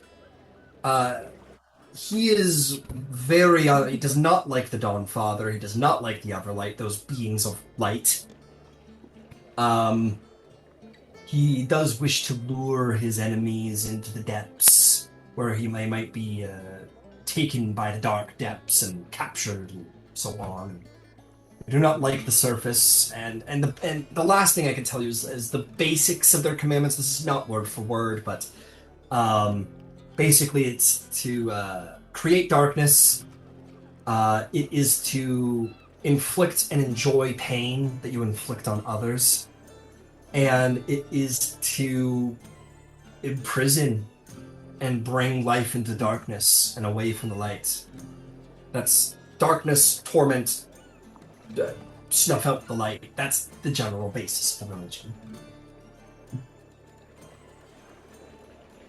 And you are, make no mistake, if you're going to these places, you are going into some of the deeper, darker places and into the domain of this dark god. If you conjecture that you've got some unholy follower of the Crawling King, they will be at their most potent in the dark, the deeps. Light will be your best friend.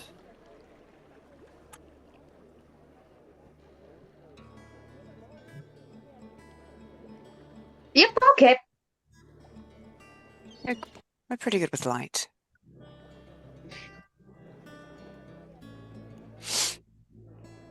Well, I wish you luck. There are those amongst you who are followers of the Dawnfather or the Everlight. Let's say, watch your ass, because you're probably going to be who's targeted first.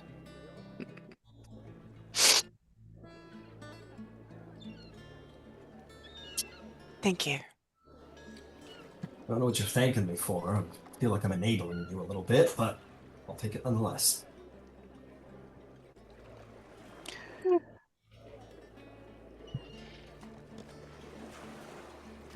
Okay, team, I think we have a decision to make now. Or some such.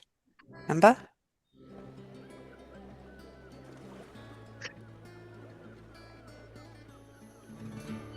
I'm lacking a discussion. At this point, until Astric reaches out to contact me, I'm half thinking our best path forward may be to go to Western and hence on to Stillben and go after the Trident.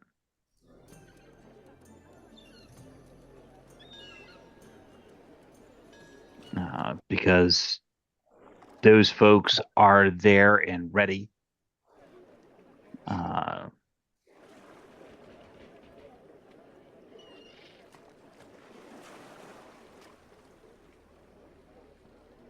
And there's nothing to say that we can't come back at a later date with other vestiges or without and clear them out anyway.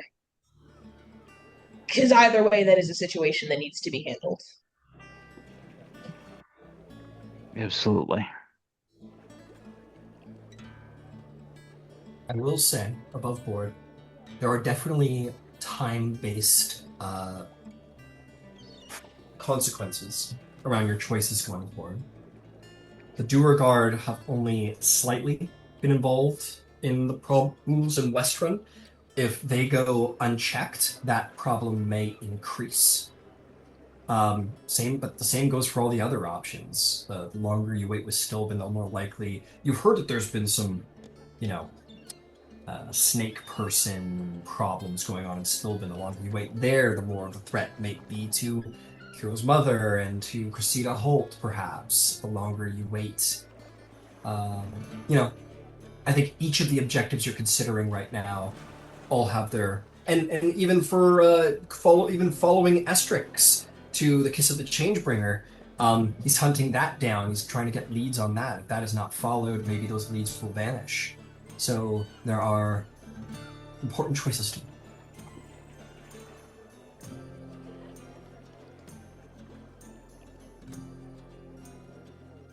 Ember, if you want to wait for Estrix to respond, if you want to wait to have a conversation with him, I hesitate to say that I'm happy to throw myself off the side of any ship again, but I'll do it. Well,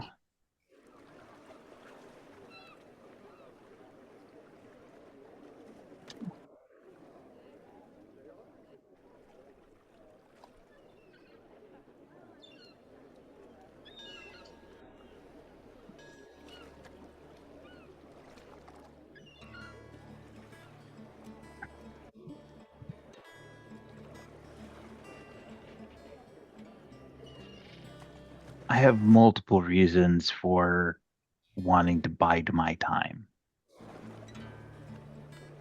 One is I feel a obligation to have the discussion with Asterix out of an abundance of loyalty. And it seems like it's the right thing. Second, if ultimately the decision is to go against what he would clearly prefer that I do, any delay that I put into that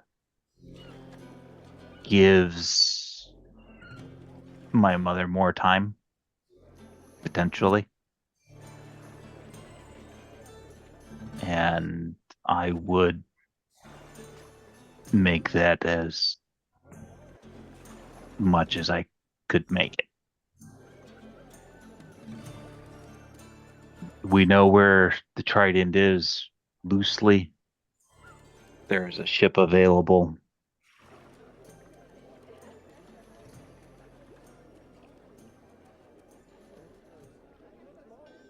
Sounds like we're decided.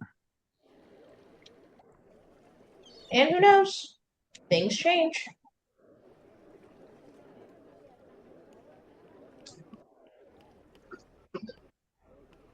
Western, then Stillben. On to the Trident. Yeah. Okay.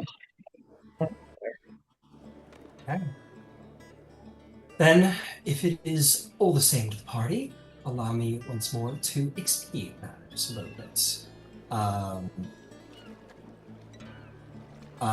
You perhaps sleep in Kraghammer. Why not? You can all get a long rest in Kraghammer as royal guests, as per usual. And then the next day you can take a little teleport over to Westrun. Do you mean to travel by foot to Stillben? Or horseback? Been on horseback for a Uh, while. there may be a faster way. Okay. Um,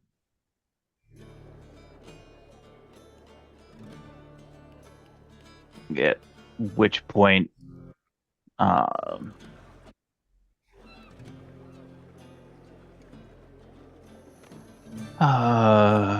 I'm just trying to think about the fastest way to make that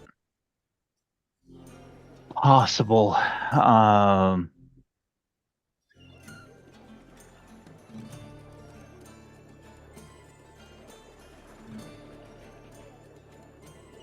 Yvain, do you have the ability to negotiate with a bird to carry a message? Yes, I do. Um, Depending on the bird, they're not always terribly intelligent and they can't always keep a whole lot in their mind, but yes, I can. What do I We need? just need to get them to Stillben. All right. Can I get a bird? I think I probably could get a bird Stillben. Check the animal Okay. messenger. I can look at it. It's okay. I know that there's definitely some restrictions. Yep. Animal Messenger was the specific spell I was thinking of, and Absolutely. I was thinking about the dwarf sage who was the end all to be all knowledge person there in Stillben Oh, for yeah, that all guy. things Vox Machina. Oh, That's he's true. That's he's an true. Emon now. He's been an Emon for a while. Rune, um, The guy you met at level. oh, Runechild. Yeah. yes, Heinrich Runechild. Or Uh, Rune Runescribe, rather. Scribe. Heinrich Runescribe. Yeah. He is at the okay, Alabaster. He's well, probably at the Alabaster Lyceum. option B then would be the uh, The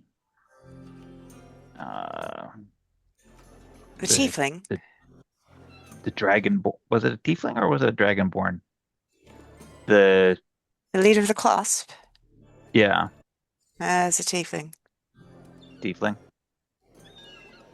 Yeah, if I recall the intelligence we had, the clasp is sort of working with the snake cultists a bit in Stillben, so just something to keep in No, mind. that was the Myriad, not the class.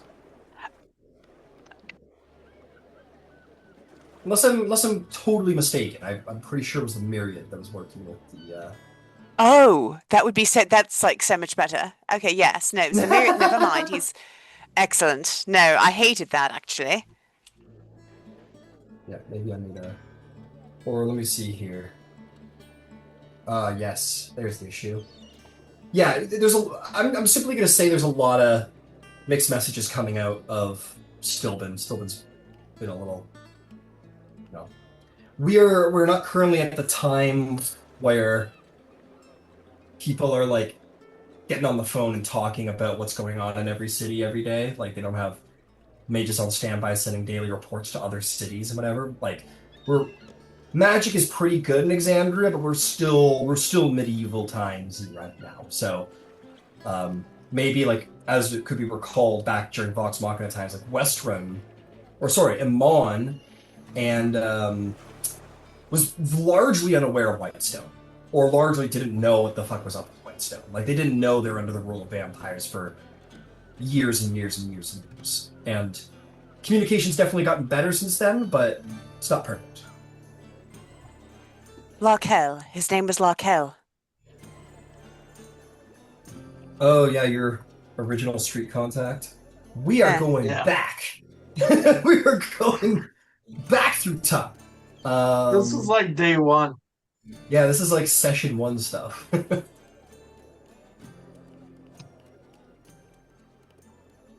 Yeah, Larkel was like a street level thug that you guys were working for a minute there. Absolutely. But yeah, if we can animal messenger him, And the message?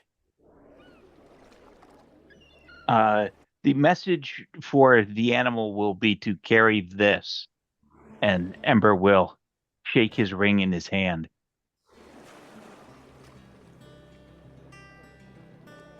Because we'll be riding inside of it.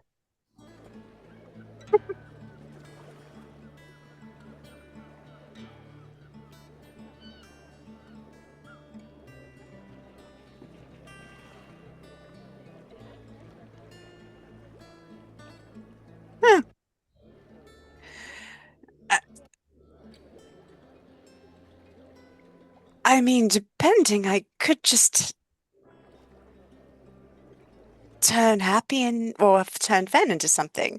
Just keep the polymorph going. It would probably be faster than, sending an animal messenger. I was just thinking about something that's relatively quick and doesn't have a lot of juice onto it. How many of us can fit in the ring? Everybody? Okay. So I can cast. So long as I don't have to do anything else, I can cast that polymorph spell 6 times. Well, I mean, we can stay in for like 10 hours at a go. So, expeditious beeline, straight as a crow flies, so to speak. Well, actually, if it's a ring, I can do the flying.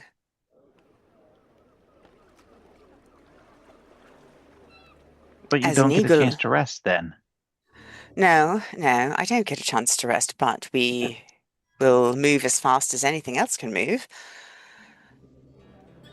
And I can stay You wild guys have a hat of shaped. teleport, if that helps, as a reminder. I'm pretty sure you guys did. You guys not take the hat of teleport from? Oh, she still Well, got it? I could, yeah, Bev but we still could get has it. We can get it back from Beverly if we needed it. Do we Alright. need it? I can get it back tonight. Why don't we just say you have it? This is not the important part of our adventure. Yeah. I mean, I'm pretty sure it was left with her as a kindness. Let us simply say during the duration of this like dry string, you're looking for a snack, or whoever's got a bag of holding, you're looking for a snack, and you happen to like pull out her hat of teleportation, and she's like, I don't, I'm not as important as you guys. You keep that. You keep that. We're at the point in the adventure where you guys can move around wherever the fuck. If that's helpful, just to move us. So in the right incredibly direction. helpful. Oh, All right, who's gonna use it? Oh God. We need an NPC just to. If we're We need an NPC to we're carry gonna our go stuff. see Kiro's mom. Kiro wears the hat. That's Yeah, fine. come on, that's Qiro not on the hat. Oh, she turned it into a helmet, right? She did turn it into like a warrior's helmet to make it not look silly. Is the word? It's my family. I'll wear the hat. And then switch out when we get there. I don't need any more reasons for my mother to talk about me to my face. All right. Oh, What? would it help teleporting if I have been to Stillben before? Oh, of course it will. Are we Ember. ready for my favorite part of the teleportation? Is the roll? Oh God, no. Do I need to wear? Because I know that city It's You have not been so there in the last well. 6 months. tis my least favorite part of the teleportation. Actually, it hurts the most. It's my absolute favorite part. I am going to say, considering your inclination, it's a good point, Qiro. You think you've been to Stillben before? Because most of your activities pre-game were over in Southern Wildmount, if I'm not mistaken. From what I remember, from what Cressida Holt said, and from what her mom her mom might have come this far once or twice, depending on if the tips were good and the treasure was and the haul was big enough. All right. If she did, Fair. she could probably point it out on a map because navigation was kind of her deal. But yeah, if you asked her to describe like the port or anything, got it. I'll say that you're sure. We'll say that you're very familiar. I mean, I have to imagine somewhere in your childhood, your mom was like, "Hey, we really got to lay low," and you guys disappeared for a couple of months. And sure, and who's more familiar than a port town than a pirate? So, your very familiar will match other people just for the sake of moving this along. And the pirate getting to wear a pirate hat or helmet, I guess. Qiro, if you're familiar with this dockside place, put us in the little square just outside of it. that's a good call. That's a good call. It'll okay. be and slightly to the left. It'll be the spot where somebody got busted for solicitation. I'm just saying it will be a funny place to show up. Aim for the left. Got it. All right. And you guys teleport away. All right. Come on, baby. Fuck, you rolled really well. Or at least well enough. Qiro, you know exactly the corner that you were talking about. Who knows if you or some fellow crew members spent some time across the street there, or at least in the tavern across the street there. Either way, it was a great corner because it had two necessities nearby. And you... It's been a while, ladies and germs. It's been a while. Let me throw up the Stillben handout on Roll20, so we might take a little peek at what that place used to look like. We are going into we're going into some Aurora Concordant Pass is what we are. Okay, this is considered the Obsidian Coast. Still bad.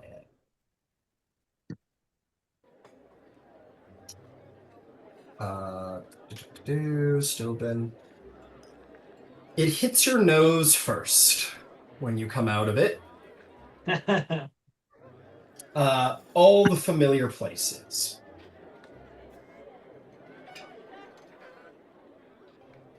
You find yourself in Stillben. Ever hanging upon the place is the mists, the swamp mists that roll in from inland and out. You can see well enough down the street, but it is certainly thick enough that it definitely gives that environment of a place where crime probably does a little better than other places. A little easier to sort of get away from those who may patrol here. The place is, well, it's ever as you remember it. Because as you remember it, as any one of you might remember it, the place was governed by a legal government, but we all know who's pulling the strings behind it. And it was not ever, at any point, shall we say, the lawbearer. This is not where the lawbearer prospers. This is where other elements of civilization prosper. In town, there are certainly guard patrols. There are people of all kinds. Pirates, sailors, tradesmen, workers, but no shortage of criminal gangs. People probably wander out in the streets freely bearing, not too prominently, but nonetheless freely bearing the symbols of a myriad. It seems they have become more prominent in the city of Stillben, that criminal organization that did not start in this place but has contested with the clasp. It seems that they're the ruling gang around these parts. But maybe if you went a little deeper, maybe there's something more going on, as you had heard rumored. You are in the very stinky Stillben, where all of your adventures and Vox Machina's adventures began. It is a historical town and a smelly one. What do you do? Weirdly, it smells like home. And I think despite the smell and the general ambiance, Qiro she looks a little bit brighter, even in the sense that like the places that we go are generally very hot and dry, and so her skin is just a little extra dried out. Here, she's doing great. I imagine the scent probably doesn't hit your nose as intensely as a water genasi because the humidity is very pleasing. As for you, Ember, it's probably not as pleasing. I hate this dank hole. you two get along, Qiro and Ember, but your ancestries are very conflicting elements that do not usually get along. Where one of you is comfortable, the other is usually miserable. It's okay. So I know the street corner we're standing on, correct? Like it's familiar to me. Yeah, it's a three-way intersection. On one corner is a place, which I am working on getting you the pointers. This is a tavern, which is known to you all, which I'm getting. I'm working on it. But on the other corner is a brothel that has changed names since last you've seen it, but is ever still a brothel. Oh, it's the Bucket and Spade Inn is where you are. Oh, is this the Bucket and Spade? I'm working on it. Hero's going to, because she knows her mom's tendency to just pick up and go gallivanting whenever she feels like it. You can do that when you're her age. I think she's going to try to find the closest way, if not directly to the harbor, to where she can see the harbor, because she'll see her mom's ship, and if it's not there, then we got a second. Got it. And my apologies. You guys are in the low commons of the city, the outer town, if you will, and this is the Sunset Stride Tavern that you, my original Aurora Concordants, are very familiar with. And you probably have been in here bar hopping before, Qiro.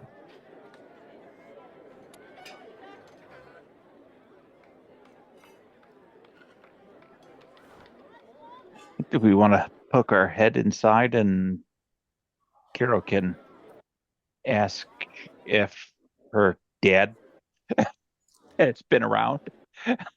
Because he's probably a better choice than the alternative. Actually, surprisingly, people tend to notice my mom's in town. My dad does tend to make more friends, though.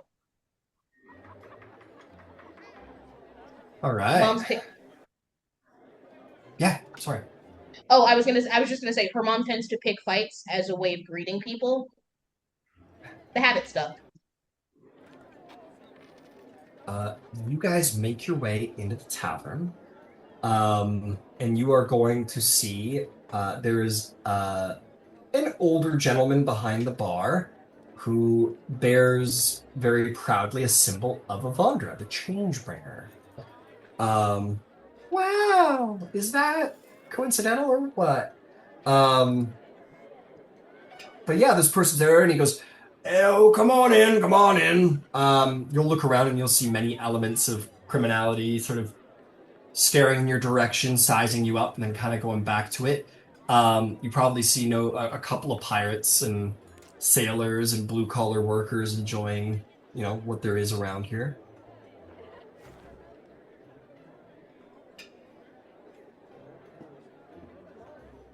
Hiro's gonna no, he has a symbol of wonder. She's gonna sit at the bar and kind of look at him and ask, "You seen anybody that looks like me around here? Taller a little bit. He had a mustache the last time I saw him." I mean, I've seen two of them. I don't know what kind of arrangement they have. For a moment there, I thought they were married, and then the next moment, I guess they're not. Or maybe they are. Maybe it's a weird situationship thing. I don't judge. This is Stillben. But yeah, yeah. Oh, your mother's one as well, isn't she? No, so she Right, right. mom looks human. She's got but I think she has water genasi in there somewhere. Because that's who her brother took after. Qiro takes after her dad, who is God, fully blue. yeah, your father's more overtly a water genasi. It goes, yeah, no, you always can tell when one of you guys are around. You guys like to play with your drinks. But yeah, no, I mean, coming and going for the last couple weeks, I think. Uh, Captain woman of some ship.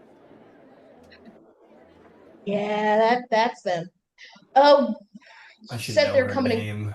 Anyway, yeah, you said they were coming and going. When's the last time they were in here? about a week ago. They're never. It's kind of what they do. They kind of leave and come back around like a week later. They week and a half, 2 weeks. They never go too far out. Like pretend it's not us that we're raiding. Huh, that's new. How long do they stay in town for? Usually, usually an evening to a day. Kind of quick in, quick out kind of types. You know them. The hierarchy types don't like to stick around in one place too long unless the watch comes about. There.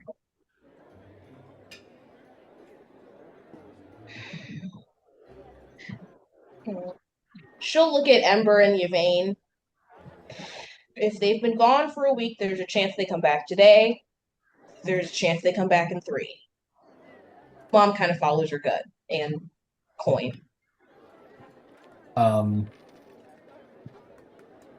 You will hear behind your group. She will come back when I call for her, and you're going to see Cressida Holt. Seems to have found you.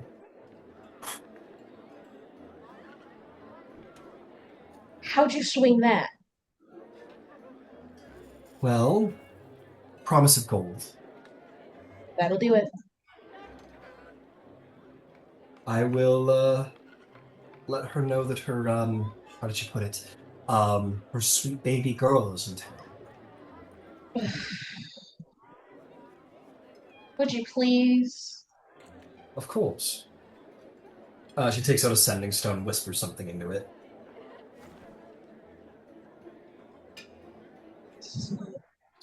Your lovely boat ride should be here probably within the day. Somewhere in the water, there's a pirate ship, and it goes. Tokyo drifts around, starts heading back to something. Thank you so much. And I'm so sorry for everything that you had to put up with coming for her. I wish I could tell you that it got better with age, but I think she's just gotten worse. Everything I had to put up with her. She was. I don't know what you're talking about. She's very. She's very good with hospitality. Most hospitable woman. I'm sure she is. Yes. There's a look. There's a look on Cressida's face. Mm-hmm. Qiro doesn't even have to. She has somehow lost her memory upwards of twice, and she doesn't even have to see the look. She knows the look. She said, "I suppose it's probably maybe I've implied too much." You're fine, no more than anyone else does. Well, I'll keep the bits about your father to myself. I lied earlier, and she'll look at you, Vane. I lied earlier. I need a drink. I need like 3. You said they'll be here in a day. I need 3. I need 3, and then I'll figure out the rest when I wake up. Or not. Cressida's got a bit of a look on her face. She knows what she's doing. She's being a shithead. I know. Unfortunately, it's working. Hello again, Yvain. Hello. You missed quite the party in Emon. Oh, I see. Oh, I why? don't usually miss most parties. Some adventuring party has me running around like a chicken with my head cut off lately. Oh. So, White Underguard is healed and should be back doing whatever paladins do. Hopefully, whatever it is he's busy with will render him with a very short memory. That is good to hear. The Underguards are a pillar of the faith. They are. Might prefer it if he was just a small bit more intuitive, more perceptive. But he is, I think, a paragon of his faith. Bahamut is not known for perception and careful judgments, but for, well, it's unsurprising that the boys are men of action. He mistook the healing for a proposal of matrimony. Did he really? Yeah, there was no ring involved. I certainly never asked him for his hand or whatever. I don't know if this is like some strange paladin Bahamut proposed? weird thing. No, I did some spell you work. propose? No. Why is anyone To thinking imagine. Do you think he thinks he's marrying you? That is what he announced to the bar, yes. Is it? Isn't that what he did when he had her up? Did I? He basically said he announced that you healed him and he could be a paladin. Cool. Again, yeah. Cool. No, fantastic. Thank you. I misheard that. Let's scratch. That didn't happen. Thank you. Yeah, no. He that was uncomfortable. Anyway, so and I'll quickly brief her on the Kraghammer situation. Oh my. Unfortunately, we, the Cobalt Souled, are not as terribly equipped as all of you for such an expedition. Alarming to think that the fire giants and the duergar have come together. I guess the question then there lies, are the fire giants the jailers or are the duergar? Alright, that's more than my head can handle. I'm going to go join Qiro for drinks. You're welcome to join. See, this group has developed a defense mechanism. Oh, the monk doesn't drink. How surprising. She drinks a little bit. Not like this. She drinks when she flirts. Oh, no. We're circling back to that after I finish with this. Don't worry. I will say some drinks later, Qiro and Yvain can be alone, tipsy and or drunk, in which the doors fling open and some high-heeled leather boots clack along their way. And you will see Captain Nera of the Dangerous Deceit enter within with her crew at her back and says, "We heard someone needed a ride, eh? Where are you?" We'll say, "We're not going anywhere without a drink." And she takes you in like a bit of an arm, a headlock, Qiro, and says, "Drinks all around." And we will go to a break as the pirate captain will insist upon some drinks before we do anything else. And this is why I drink. That right there. That whole entrance, that's why she drinks. That right there. Yes, let's take a break. We'll be back in about 15 minutes, and we're gonna get on the water. We're gonna get to some adventure. Some adventure. Gonna get maritime, baby. You're gonna get maritime with it. Hell yeah.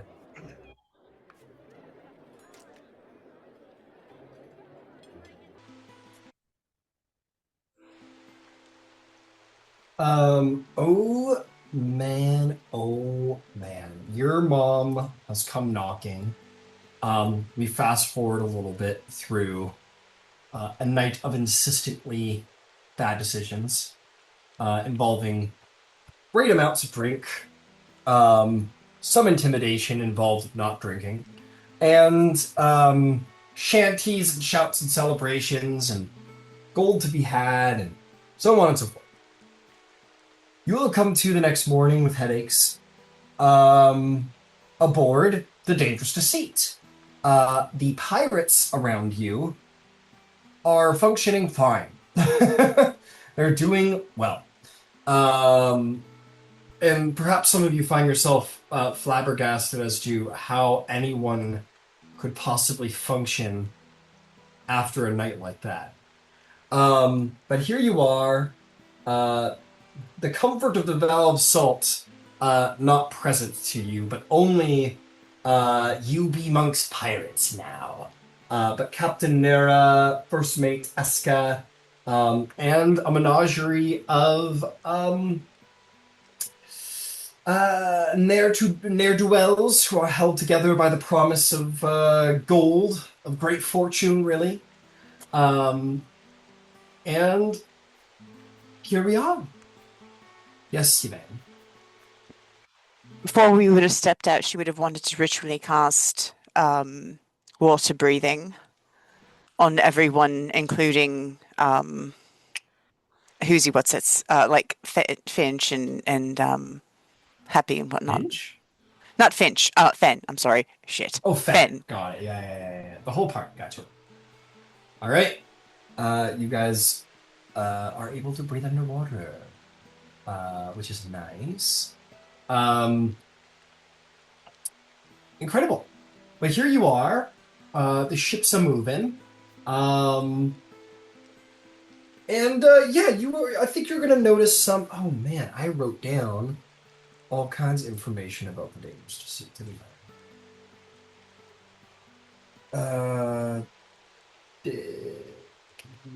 No, I have a couple of them written down. If you don't. yeah, I did. Well, we'll see if I can't find them. But nonetheless, you find yourself amongst what is really family and friends, people that you have known since childhood. There are a couple of additions, which is not unusual to considering the local change and the fact that years have rolled by. No small number of them have probably died to scurvy and, ballista bolts, or made the wise decision of leaving this life behind. Whatever it may be, the important ones remain, of course. Your father's there, and he goes, "Wow, Qiro, it's so good to see you. How are you?" A little bit quieter. I'm fine. Nauseous, but I'm fine. Hi. Good. That's the best way to be, dear. It'll put some hair on your chest. Ooh, I forgot why I don't go drinking with Mom anymore. Well, your problem is, honey, is you don't go drinking with your mom enough. You build up a tolerance that way. Wow, I don't want whatever tolerances she's got, Dad. Well, that's fair. That's fair. She's done some pretty impressive things when it comes to poisons. I expect she might be immune to it by these days, but I wouldn't hold my breath. Anyway, it's good to see you back. That in spite. How is everything around here? Things are good. I mean, we were reached out to a strangely shady bunch who offered us gold in exchange for the most daring, ship ride ever, to go through the Searing Channel, and had your little name stamped on it, dear. It made it very hard for your mother to not want to go through with it. I mean, a favor for our daughter, great amounts of gold and silver, another way to mark our names down in history, your mother's name down in history. She's got a bevy of them. And there are very few people that I would trust to sail through the channel, and Mom is at the top of the short list, as luck would have it. Well, let us see if your mother's up to it, because if she's not, then he puts his hand on your shoulder and says, like always, we'll be dead. About that, how much exactly did said shady people tell you about why we're going? Well, because you need our help for something. Huh. I thought the hospitality would have made it there. Anyway, I will pause you there. You are having pirates who are famously on the water for really one, maybe two reasons, and that is fortune and maybe glory, but mostly to get rich. To get rich quick. A vestige of divergence is a relic of untold wealth associated with it. Perhaps there was a reason they were not told the objective, but that is at your discretion. oh, she is. She's intimately aware of how fast and how large her mother's eyes can and have grown over the years. No, there are things she needs to tell them. That is Yeah. probably one of the things that she is going to omit, just because you don't need to know till we get there. That's fine. The Kraken, though, you should probably know about before we get there. Right. Goes, Kraken? Are you kidding, honey? That's half the reason why your mother took the job. Because it's her, I believe you. We heard it was some kind. It wasn't just any normal Kraken. It was some kind of terrible nightmare Kraken. And when your mother hears about some kind of pirate myth, she is the first one to try and stare it down the barrel of a cannon. She takes it as a challenge. She does. She takes mythology as a personal insult. It's gotten worse with age. It has. Love table question. Does he still have his mustache? Of course he still has his mustache. He has an excellent handlebar mustache, as usual. Yeah. I will say, we'll kind of look at it. I'm glad you won that. My money was on Mom. My money was on Mom making you shave it off, but it makes you look distinguished. Your mother has come around to it. She says it makes me look rather handsome. And and that is getting filed right along with you. And she will look at her dad. You and Mom have to stop making friends the way that you do, because those people make their way back to me, Dad, and it is so much harder to deal with as an adult. I don't know what are you talking about? Well, first off, you're telling a pirate to not do something, which is crazy. The second is what I don't actually know what you're referring to.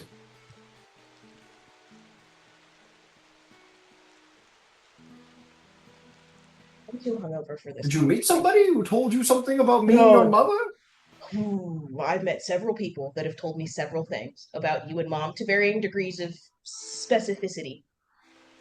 Unwanted degrees. Are you talking about that delightful half-orc woman we have a three-way with? Yes, Dad, that half-orc. That half-orc specifically. Yep. She was splendidly bendy. What? Oh, is that too much? Is this one of those barrier things you were telling us about? What was that? Barrier, border, boundaries. Boundaries. There it is. I'm surprised you were listening. Mom wasn't. We both listen to you, but we're pirates, dear. We have the attention span of puppies. Give a dog a bone, or a pirate captain a kraken, and chase it down. As a matter of fact, and she'll snap her fingers, and Galdrick will appear next to her on deck. As a matter of fact, Dad. Is that a wolf? Why is it in armor? That is another very long story that Mom should probably be here for. Now, Qiro, I want you to know, as your father, I'm very proud that as a pirate, you're getting yourself an exotic animal companion. I will warn you, wolves do not do well on ships. We won't be staying for long, but thank you for the warning. You're becoming. I'll tell you. Are you becoming a mainlander? It's not by choice. I spend way too much time underground, Dad. You wouldn't believe. My skin dries out so fast. You can't tell your mother. You'll break her heart. Oh, I've got some other stuff saved up. Trust me, that'll be water under the bridge. Oh, I don't think it will. I think that would be a stake in your mother's heart, Qiro. She can take many things, getting an education, wanting to take a couple years on land, that's fine, but a mainlander? I didn't say that I liked it. I didn't say that I preferred it. It is just a thing that is definitely happening. I don't prefer it. Actually, Rock is very no. Honey, you've been. You don't tell me you've been spending these entire last 2 years since we've seen you on land. I spent an alarming amount of it underground, Dad, and Underground? I hated just about every second of it. That's Believe it or worse not, than being a mainlander. believe it or not, most of the horrible things on land go underground. It sucks. And that's why you need to come back to the sea, my dear, because at least when you go under the water, you know you're probably going to die. That is not the selling point you think it is. It's a certainty, dear, as you go under. There's so much mystery under it, but the good news is that it will kill you for sure, so you know not to go down there. Whereas in the underground, it just invites. Oh, trust me. If you're going to tell your mother, at least give me a chance to soften her up a little bit to the idea. You know what? I will do just that. There's a meeting that needs to happen, but I am probably one of the worst people to explain to you and Mom specifically. So I'm going to go find. Actually, I'm going to go find Ember, the other one with the mustache that you loved last time. Oh, who is he? That Ember fellow. He's always stuck to my memory. I will go find him and Yvain, the one that Mom liked, and we will be back in a second. Oh, I will get your mother. Please soften the blow, Dad. I will do my best. Please, just... I'll tell you when the time. We'll all sit down as a family. I know your mother's... she's a little bit less open-minded than me, but we'll make it through this as a family. Thanks, Dad. And you'll... Mainlander, I can't believe how much. He leaves with that sentiment. God. She just kind of stands there and chuckles to herself because, yep, this is being home. This is being home, and as much as she would hate to admit it, she missed it just a little bit.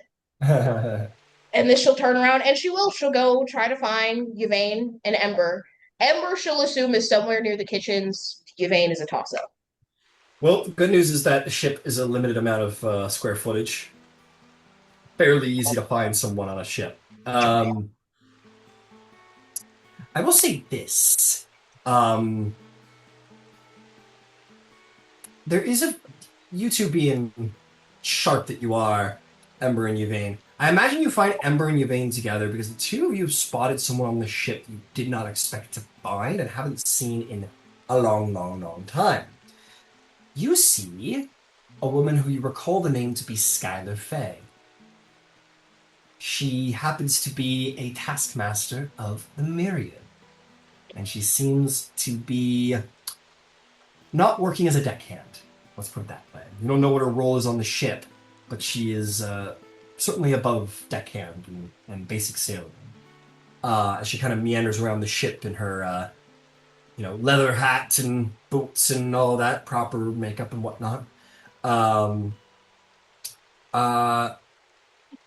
yeah, you Qiro find Ember and Yvain probably maybe staring from the quarterdeck down at this woman. No. She'll lean her head down next to both of them and just go, "What are we looking at?" Trouble. There's a lot of that to find on this ship. What kind are we talking about today? Sneeful, conniving, backstabbing trouble, which again is probably not in short supply. We have a couple of those on deck. Some new ones, though. And she'll kind of follow their sight line, because I'm assuming they're still looking at her, to who they're looking at. Yeah. She's new on the ship for you too, and she looks to be of a superior rank, and you know everyone of a superior. Mom does not promote people often. It's usually when someone else dies. Look at Ember and Yvain. Who is she? She's a member Task- of the Myriad. Taskmaster, she was highly ranked in Stillben when we were there a couple years back. That might explain why Mom's still in town. She found a way to make a quick buck. She found a way to make reliable money. That might be why she's here. That was not to be trusted, and word is, not that we've gotten much of it, that the Myriad has been working with the snake cult in town. So, you should be careful and quiet.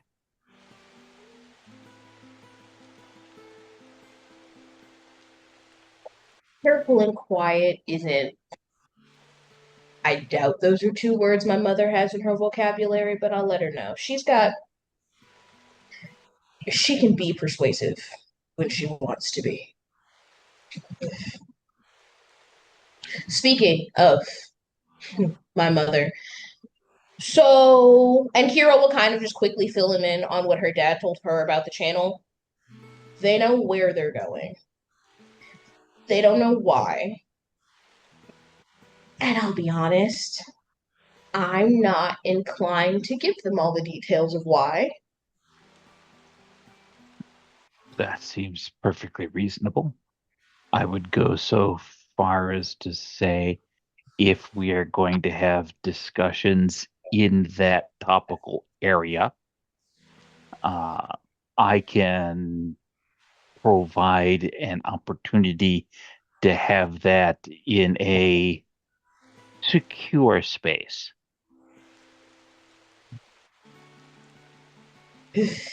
I trust my mother to look after her best interests and the best interests of this crew. If you think that there are people here with ulterior motives, I think that's best.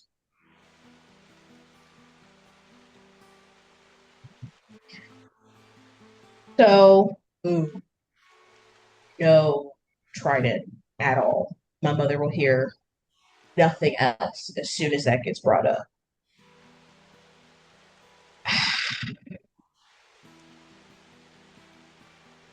I should tell her that I've been there before, shouldn't I? As a captain, it probably won't factor into her decision that much. She has probably already charted her path through. As my mom, she might like to know, but it's not. It might change her path if I tell her now. But she could also. I think perhaps the easiest thing is you've been through the passage before. You ended up overboard while you were busy saving yourself from that particular situation. You spied a shipwreck that looked exceptionally promising. And that's all that needs to be shared. And conveniently, it's not at all untrue.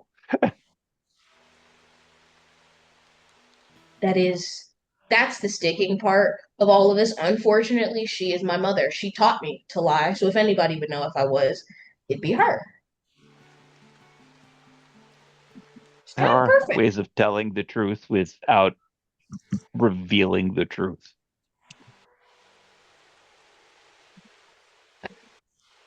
So, shipwreck, important shipwreck. Her job's to sail through, our job's to find it. I like it. Well, that end. She'll be distracted with the Kraken. Happily. I'm certain that will be universally distracting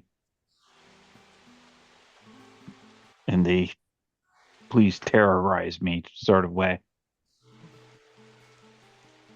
Hadn't considered how many things there were going into this. We're here now. Yeah, well, none of these investigations are particularly safe. They'd be way too easy if they were. Well, would you two like to come soften the blow? Apparently, Ember, my dad still has his mustache, and he still thinks yours is fabulous. Yvain, my mother still finds you entertaining and amusing, which are high compliments coming from her. Right. Okay, yeah. More than happy. You find your way to the captain's quarters, which are fairly well appointed, as you might expect from, shall we say, an enthusiastic pirate captain. Which actually probably meets you in the, I'm sure there's a cruise ship term for this, but basically the feasting room. There are maps, pictures. Nothing seems to be related to anything. Like, it's not a painting she got commissioned. No. It's one that she probably took from a big prize and kept as a souvenir. It looks artsy-fartsy. Yeah, basically, exactly, the officer's mess. And you come in, the two of them are talking. Captain Nira of the Dangerous to Seek is there. And she says, "Oh, welcome back. It has been much too long since I've seen you, daughter. And all of you, Yvain, how are you doing, huh?" It's good to see you, Captain. How have you been? "I have been just swell, especially knowing that a big payday is coming out. It seems that my daughter has friends in high places. She does. Rich friends that you haven't given me the addresses of." They live on land. Oh, never mind. But maybe they have ships, who knows? People are into shipping these days. Fools. You seem to have made quite a bit of money off of that as of late. It's my job to make money off of things. The ship is still in good repair. The crew as well. Contacts being made. I'm setting up a bit of a future for myself here in Tal'Dorei. And I see you've taken on new crew as well. Of course, crew comes and goes for a variety of reasons in our line of work. You have someone you disapprove of. I have someone that I have history with. Ah, excellent. This should keep things interesting. Same old mom. Well, what are we doing going to the Searing Channel? I'm sure you guys aren't there just for an exciting ride. No, but we are going as the result of a fairly exciting one. There's a shipwreck. Oh, just the one? Fairly Legend impressive has one. hundreds of broken ships in that channel. This one looked important and old and untouched, which, considering where I was at the time that I saw it, is impressive. You were in the Searing Channel? Not of my own choice, but yes. Oh, don't tell me you went to the Searing Channel with some half-bit captain and you're looking for something you lost to the depths. Not everyone has your experience when it comes to seafaring, and I found that out. Lesson learned, we move on. Such a mild compliment for what I can do. Anyway, while I was in the Searing Channel, before I pulled myself out, there was a ship. Not, Is that a wolf? yeah, that's a different story. His name is Galdrick. Actually, he reminds me a lot of you. He's friendly-ish. Goldrick, the wolf of death?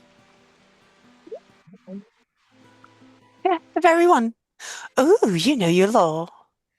Mm-mm. I am a pirate. All we do is tell stories and legends.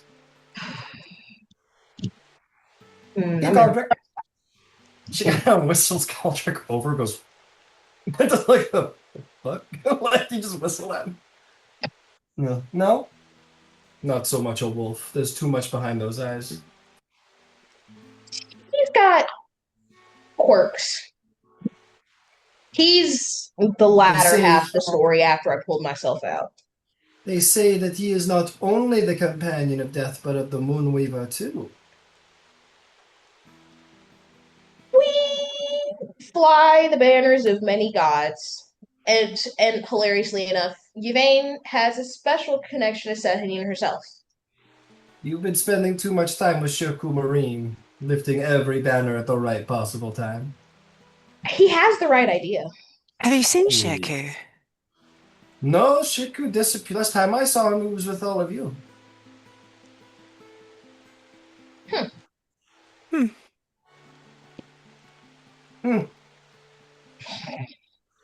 Anyway, shipwreck, very fancy. Like I said, very.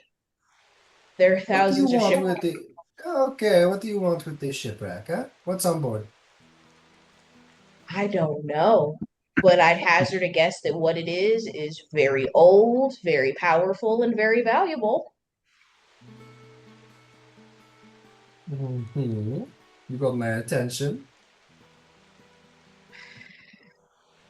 We have friends in high places that would pay a very pretty penny for any such artifacts, scrolls, anything that would be on that ship, and they'd be willing to pay you a lot of money and they'd be willing to pay us a lot more. And I'm in the interest of not dying trying to get it. Sunken magical treasure in a broken shipwreck in the Searing Channel. Something valuable enough to fight a kraken over. So my lady says. And If there's a Uther kraken will there. just tap his holy symbol of the change bringer. You are going on missions for gods now, hero. Less missions and more retrievals. And there are worse causes that I could throw myself into that could pay far less. Hey, Qiro, guess what? I think this works kind of perfectly. You may recall that you had lost your memory. Uh-huh. And maybe in this moment, like, cause you've fallen into step. You're like, oh, mom, this and that and past and whatever. Maybe in this moment you realized you don't really know when it happened, but you've got a perfect memory of your mother and your father and the ship and your adventures on the ship, and you've been talking to her and been familiar with her and realizing that that's all apparently come back, or it was never gone. And actually, I think at that realization, there is because she is used to the way that her mom does business, and there is they go back and forth, and I imagine that is just how they are with each other. And so, I mean, regardless as to where anybody else would notice it, I think if anybody were to notice it, it would be her mom, where there is that moment of like, huh, because that many memories slotting into place all at the same time, I have to imagine that it takes her a second just to kind of sort through everything. Sure. Absolutely. Kind of cocks an eyebrow at you and goes, "Well, I'm excited to see this treasure that you are trying to find on behalf of gods or priests of gods." We gotta make it past the Kraken first. You leave that part to me. Well, you can help. You can all be of great help if you wish. I expect, considering your lives will be on the line, it may not hurt to lend a hand.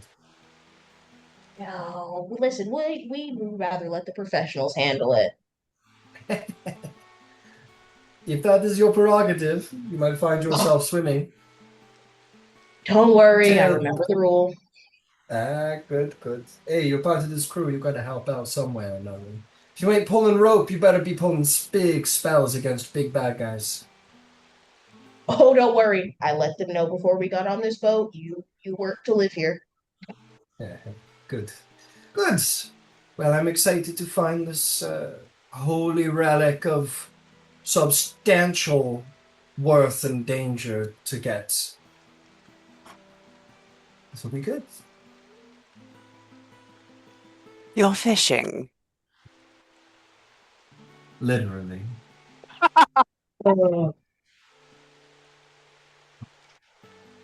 You really I haven't am a changed. sailor. All we do is everyone fishes on the water. It's just a matter of what you're fishing for. And I have a nose for gold. Gold, gems, information, blackmail. Who's paying Giant us, sea by the way? turtles. The giant sea turtles were fun. You and I remember that very who's differently. paying us technically? This half-orc woman was delightful and all, but who was she associated with? Who's paying us? It's not all of you. Oh, you mean your hospitality didn't get you that far? Well, I got what I wanted. You And ask for then details, you get details. as long as you get what you want, does it matter where it comes from? Oh, sure it does. We are all too clever in this room for that, don't you think? But no one shares all of their secrets, do they? Not all of them. That one will All be right. ours. All right, fair enough. So, secret benefactor is paying us to fight a kraken to find a single, very powerful, expensive relic. Never Sounds said like a that it great was a story to single me. relic, That's nor true. that it was expensive. Oh, she said it was expensive. Points to I Qiro. said that it was likely to be ancient and thus expensive to the right people. If it's paper, we ain't. If we're being paid all this money to go fight a kraken to go get, what, one ship worth of bounty, a chest probably? Gotta be valuable. I'm sure you're not doing it for something to hang on some noble's wall. That is the last reason that I'd do it. I'd sooner take it off. So would I. You raised me. I sure did. Well, this is going to be an exciting journey. All of the mystery and superstition adds to it for me. It's going to be a good time. If we live. If we live. All right. Well, if you'll excuse me, I've got some, I don't know, things to do around the ship. Gotta start setting these course proper. But you come talk to me whenever you want, any of you attractive, interesting people. And my daughter, of course. No, not attractive and interesting people, just the interesting bit.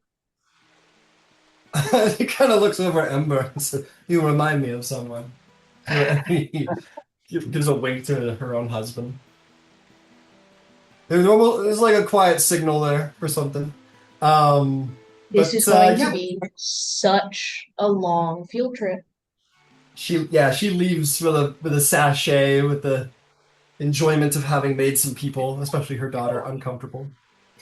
Which is great. But yes, I think around the end there, certainly, Eska comes up and shakes your hand, Ember says, Well, how are you? It's been good. It's good to see you. Your mustache. It's as full as I remember. Well, it's been much longer for you than it has been for me, so it's good that it's up to par. I have excellent competition, it would seem. Oh, I like to think of myself perhaps an ally in the mustache growing game. Well, it's a good to see that we have another gentleman of substance on board, a man of culture. It'll be good. It'll be a good change of pace. The new woman with the leather hat, Oh yes. be very careful. Yes, we're well aware of Miss Faye's affiliations. It's well, the reason she's here. I'm sure that it is. Well, Be very you can be. careful. Well, I know since last time, Qiro and all of you are on the side of good. So let me just say that, well, no one leads my wife anywhere. I can assure you we've gotten really good and handy at making the right friends at the right time before, well, we know enough about them to make a problem.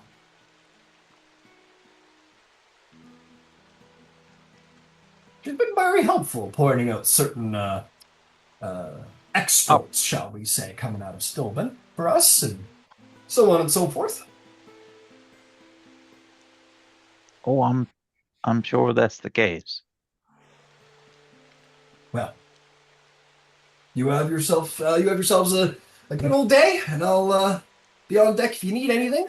Yeah. All right.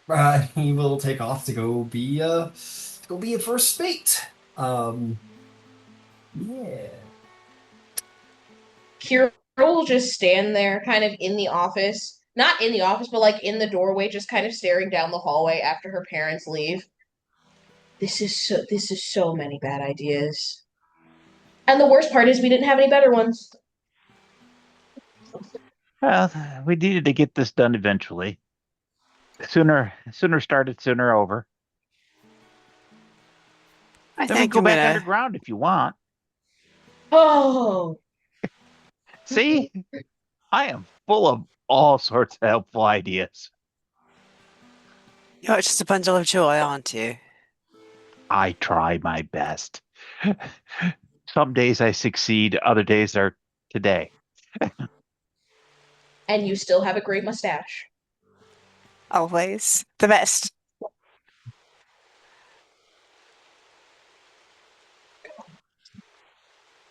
We should probably. Oh, we should probably tell Dreisrin and Zarlog the story that we just told my mother so that we can all stick to it because she will poke and needle at it with every single one of us until she finds something wrong with it, and she will. Oh yeah. Okay. She's persistent. I'm gonna try to find Shirku tonight.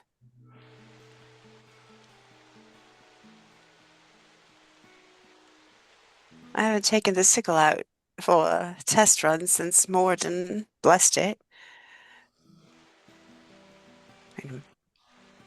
At sea under a moon, this seems like a good enough time to jump into the Moonweaver's realm. Worst thing I could find is nothing.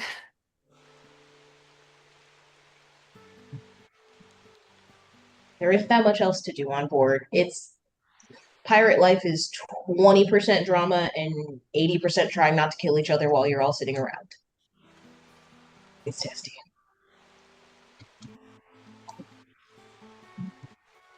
So should I try to? Is there a place that I row? I'm not very strong.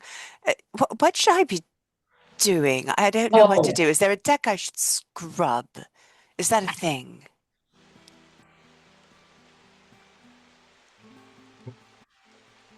actually, she would probably. Would her, I guess her dad being the first mate it would either be him that assign. I guess he wouldn't assign jobs. It would be the quartermaster, wouldn't it? I think either or could do the job. I mean, listen. There were always barnacles to scrape off of the deck. Qiro will look at Ember. If you could manage to work a fraction of the magic that you work with us on the road in that kitchen, this whole ship will love you forever. I'm happy to do what I can do.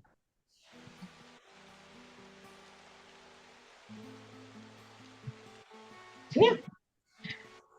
Hero will then she'll point Ember in the direction of wherever the kitchen is on board. I can't remember exactly where that is. And then she'll take Yvain up to deck to find someone doing a chore that they hate. Druid crafting barnacles off the side of the ship or whatever. Druid crafting barnacles off the side of the ship. I don't know if Druidcraft's gonna do it, man. That's those guys are on there pretty good. Those guys take a tough scraping to get it off. But there was no shortage of stuff that a druid could do on the ship to keep this thing at least make the job much easier. So absolutely. Absolutely. You guys all fight. Yeah, go ahead. I was gonna say whatever. She's tell me what to do and I'll go do it. Yeah. You get to helping out the main crew with certain things. Yeah, loosening up some barnacles on the side of the ship and maybe making the job a little easier on the crew with various magics here and there and around, which is excellent. Yeah, I want to assign over to Zarvolg and Drystrand. You guys have found yourself on to the dangerous deceit. What is it that you guys are doing around here?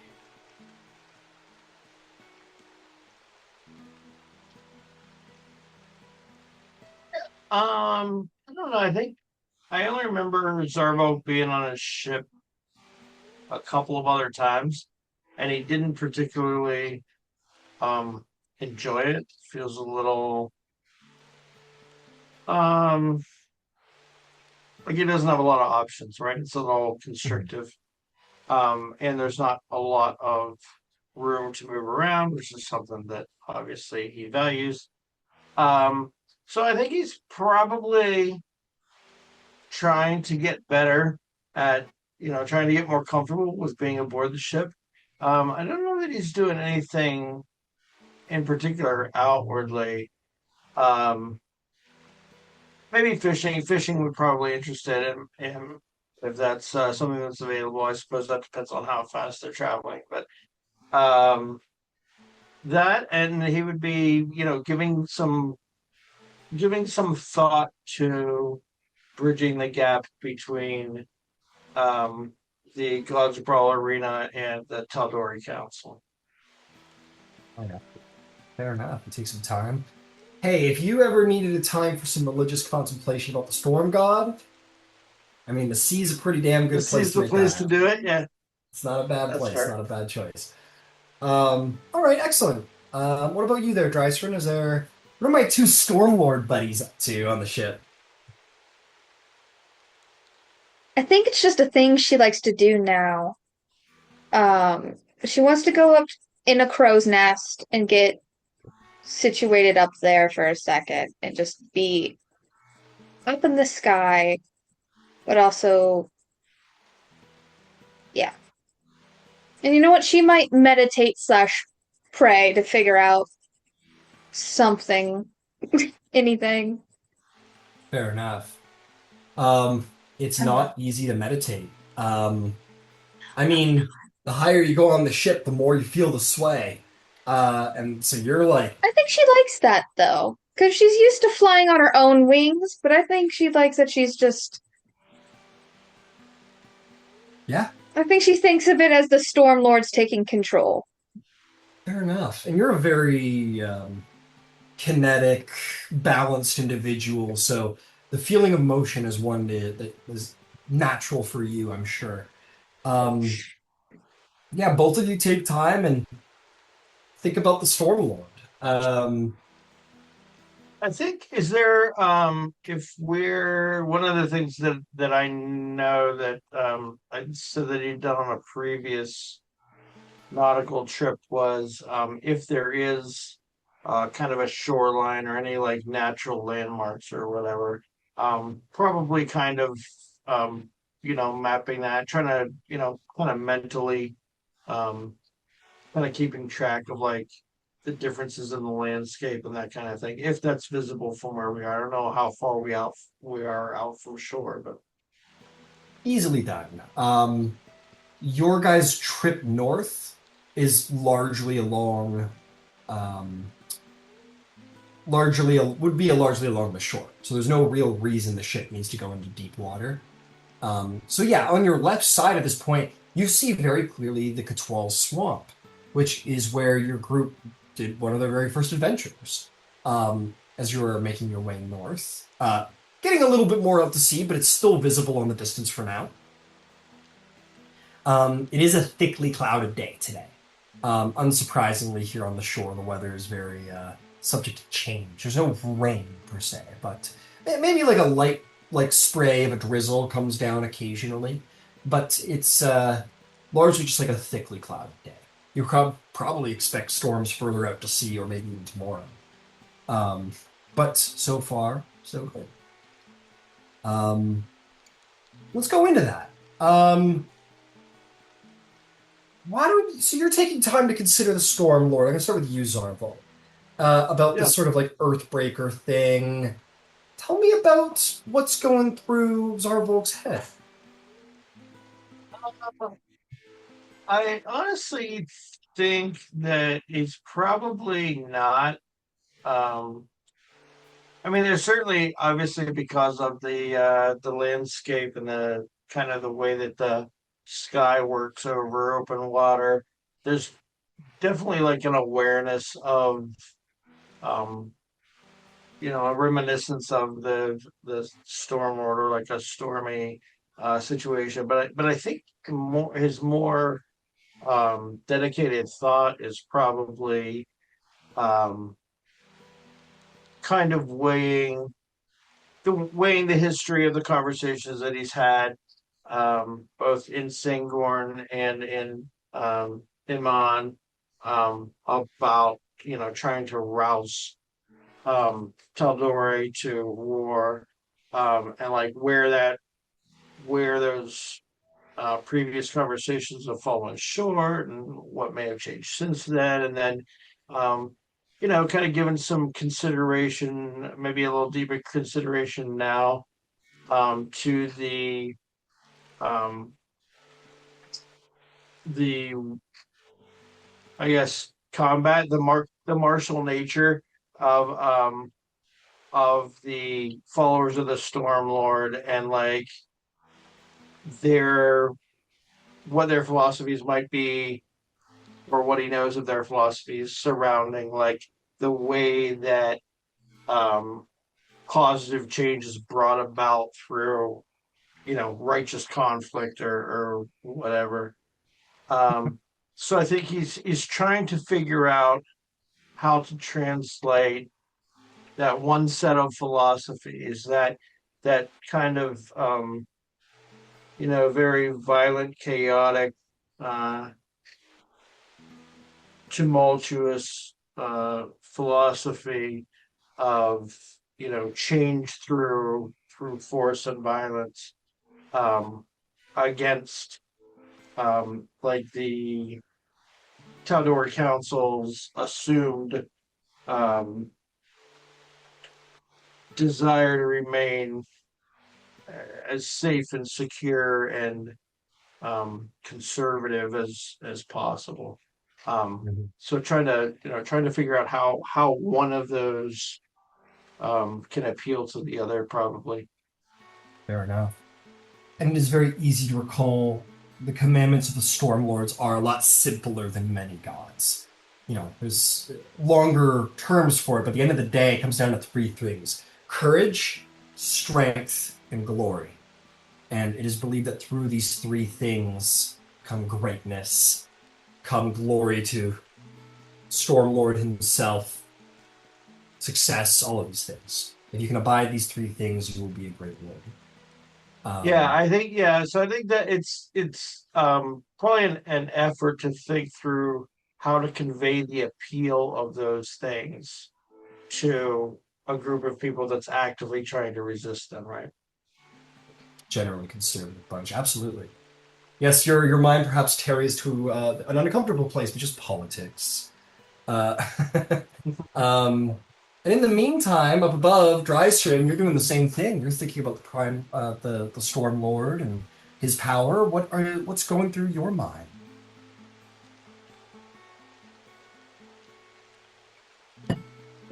It's similar.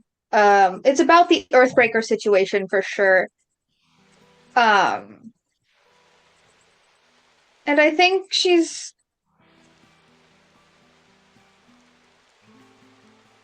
kind of angry at herself for not trying to explain it to others, but in that sentence understands that she doesn't have to explain it to others.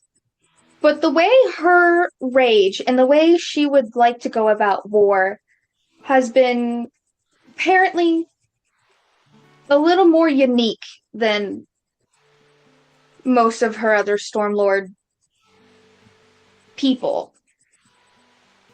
And she's a little conflicted on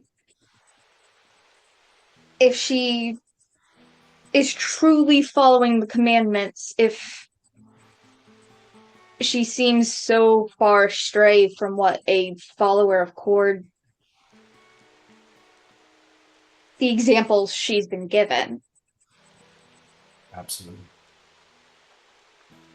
And as you can consider this, you are absolutely correct. Most you have run into are barbarians and fighters and paladins and, hoo ha ha, kind of warriors.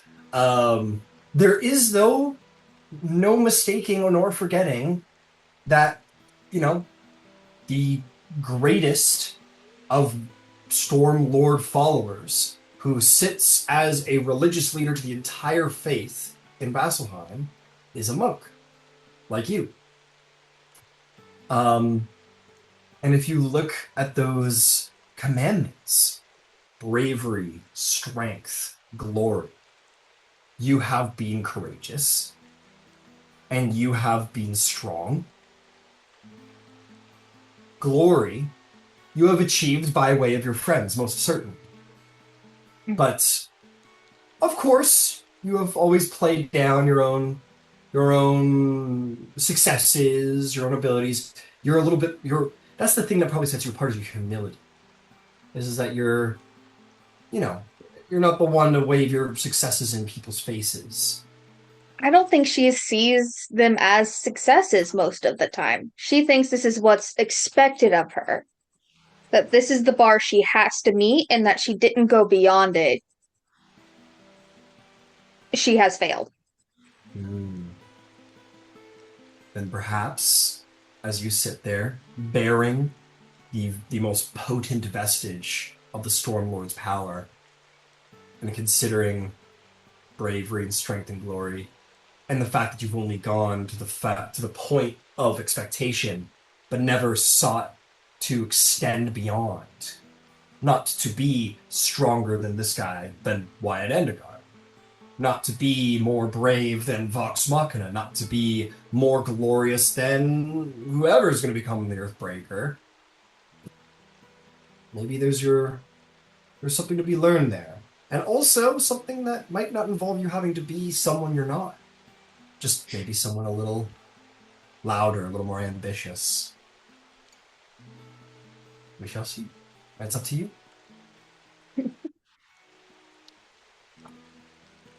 I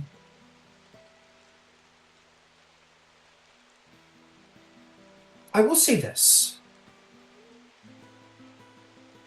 You two, Zarvalg, you probably saw Drycerin climb up the way to the crow's nest. Drycerin, maybe you've looked back and down and saw Zarvalg contemplating the coming storm.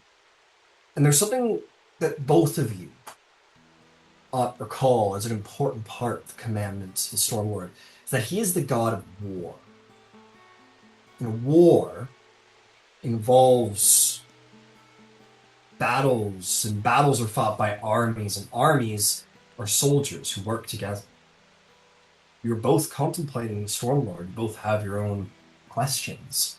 And it is the Stormlord's way not to be solitary. Some warriors walk alone, but the best walk with allies.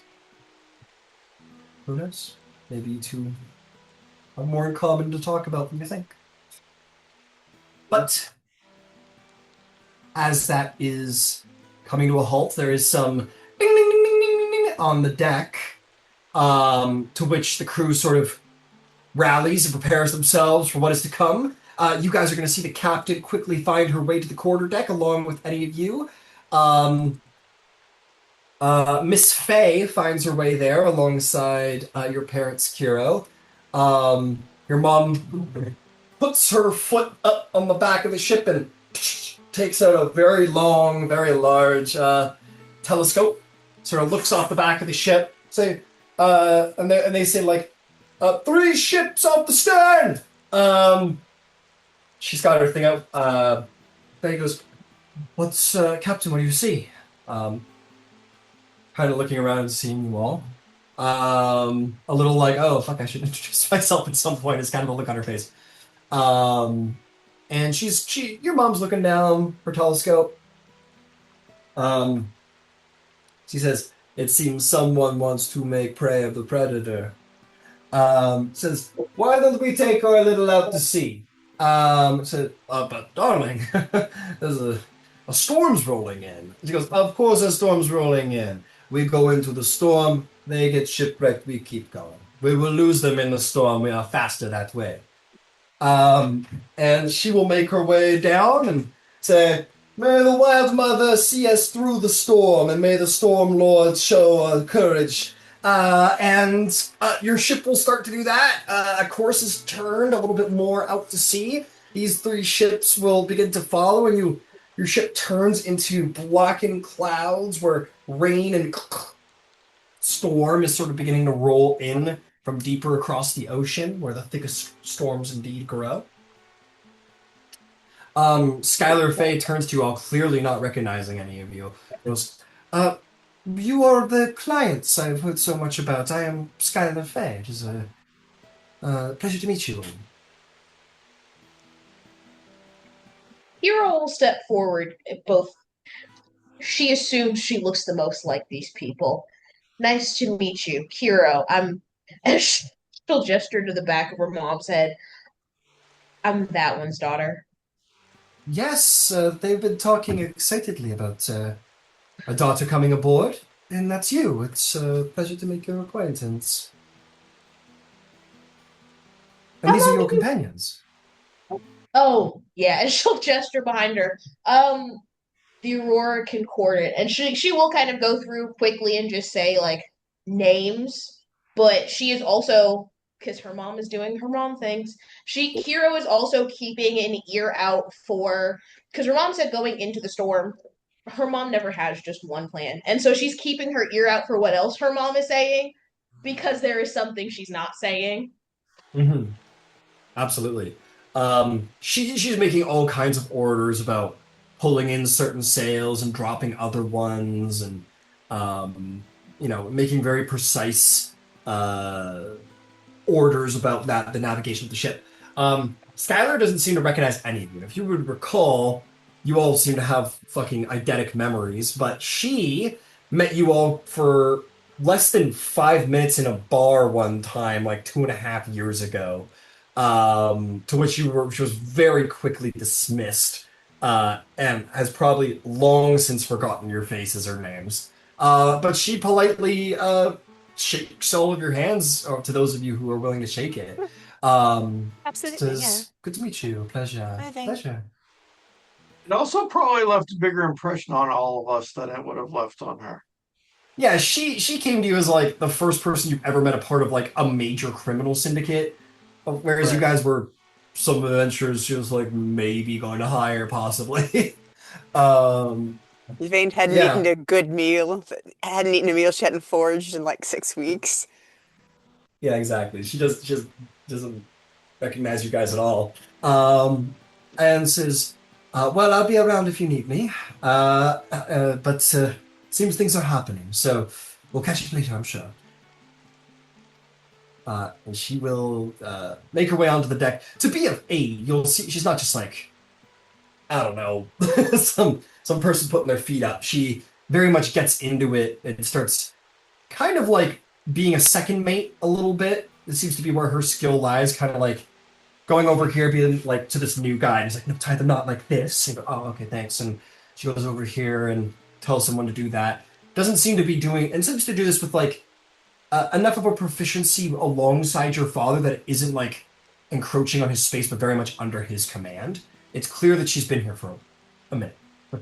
But yeah, everyone starts helping out as you guys make your way into storm as water falls upon you.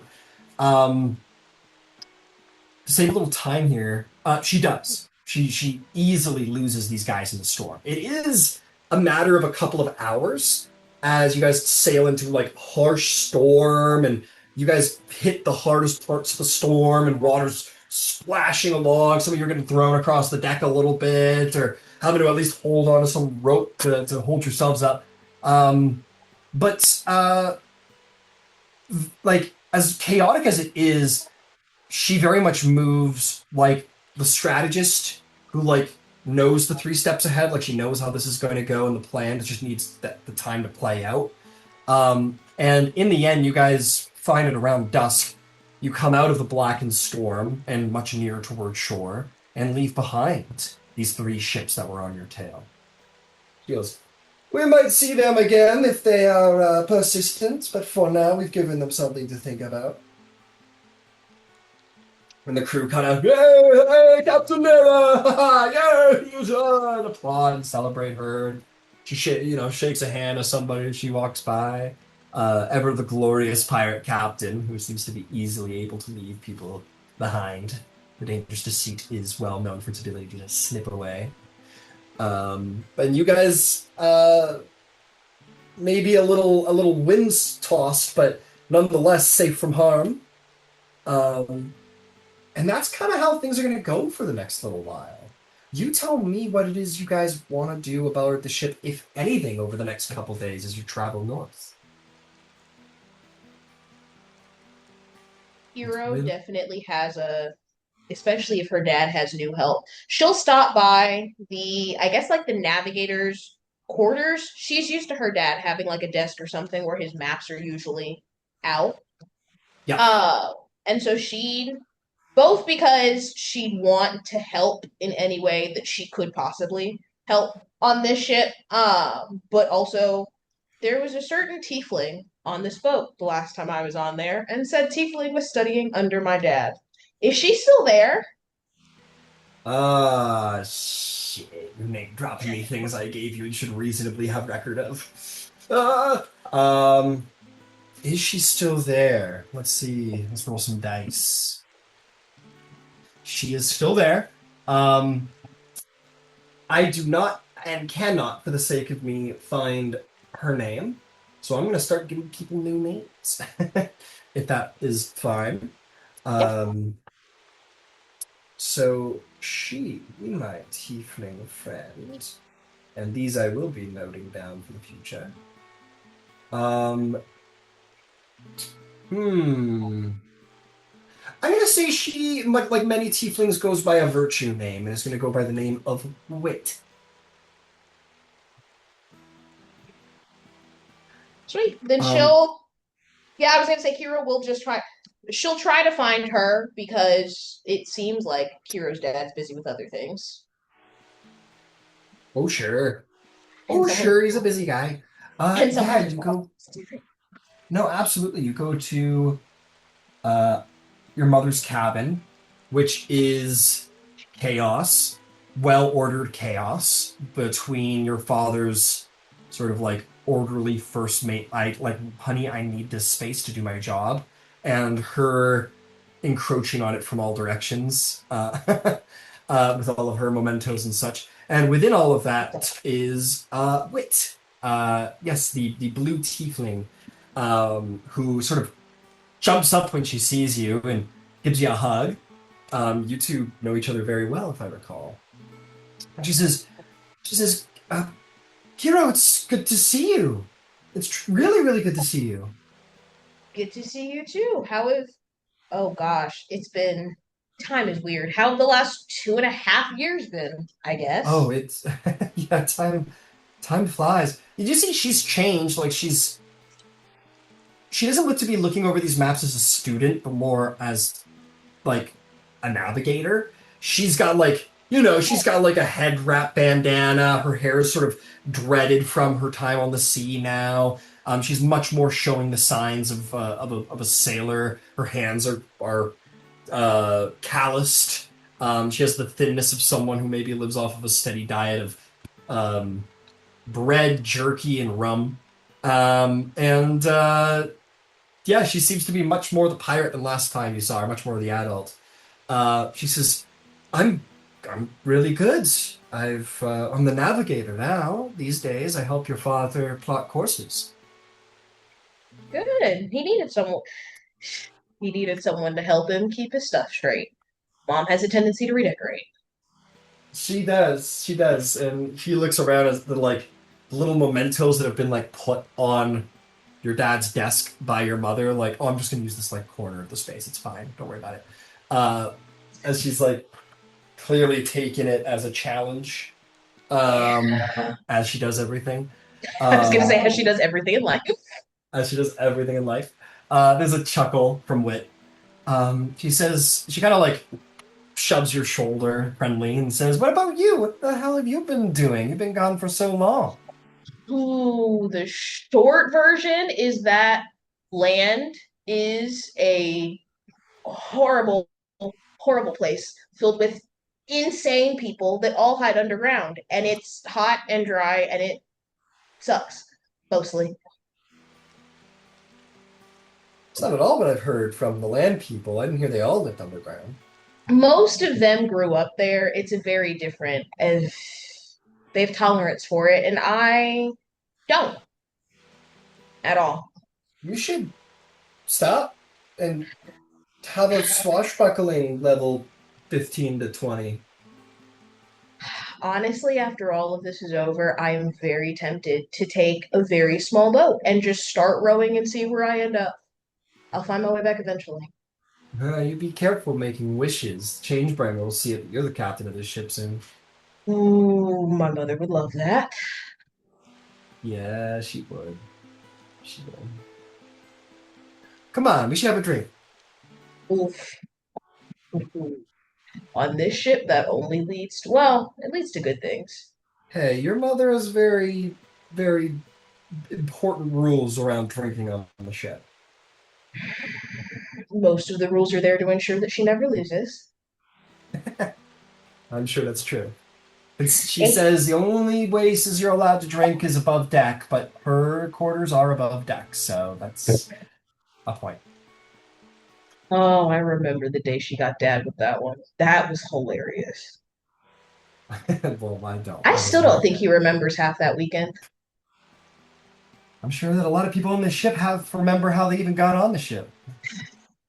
Listen, but they end up staying. That's the important part. And Qiro will, while the drinks are being poured, she'll start looking over, because I assume they've plotted, a course towards the Searing Channel. And so she'll start looking over, the maps and everything, just to familiarize herself. Yeah, you look over the map that has been worked on here by Wit, and it basically shows that you guys are largely going to skip around Kutwal Bay. You're going to come up to sort of like a cove, a corner in the landmass, and then cut straight across. Very much not wasting time. Just kind of getting to where it is. Some more official ships would probably be a lot more careful and steer close to this port just in case. But this ship is very We're going to where the booty is, because most of it's on sea, and we got to be faster than that. I think, especially with her memories coming back and everything, her eyes kind of trace the path that her ship last time took. And seeing her mother chart a completely different course is as much a comfort as it is a brand new stress for her, because it's great to go right down the middle, but also, okay, we're going right down the middle. Great. Yeah, you're proficient in navigator's tools? Yes. Why don't you make me a survival check at advantage?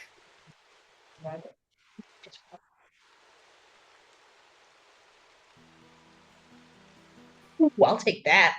A natural 20 for a 22.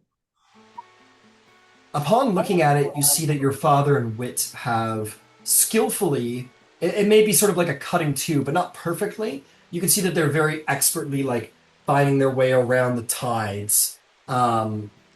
It to the naked eye, it would look like that they're kind of taking unnecessary treks into the deeper waters, but it very much specifically cuts off at where the tide is the most like easy, like around some of the bends. You can see there's clearly like utilizing the tide and the sea flow to like not slingshot. It's too broad a distance for anything like that, but certainly use the tide to their advantage in speed, along with like the use of wind.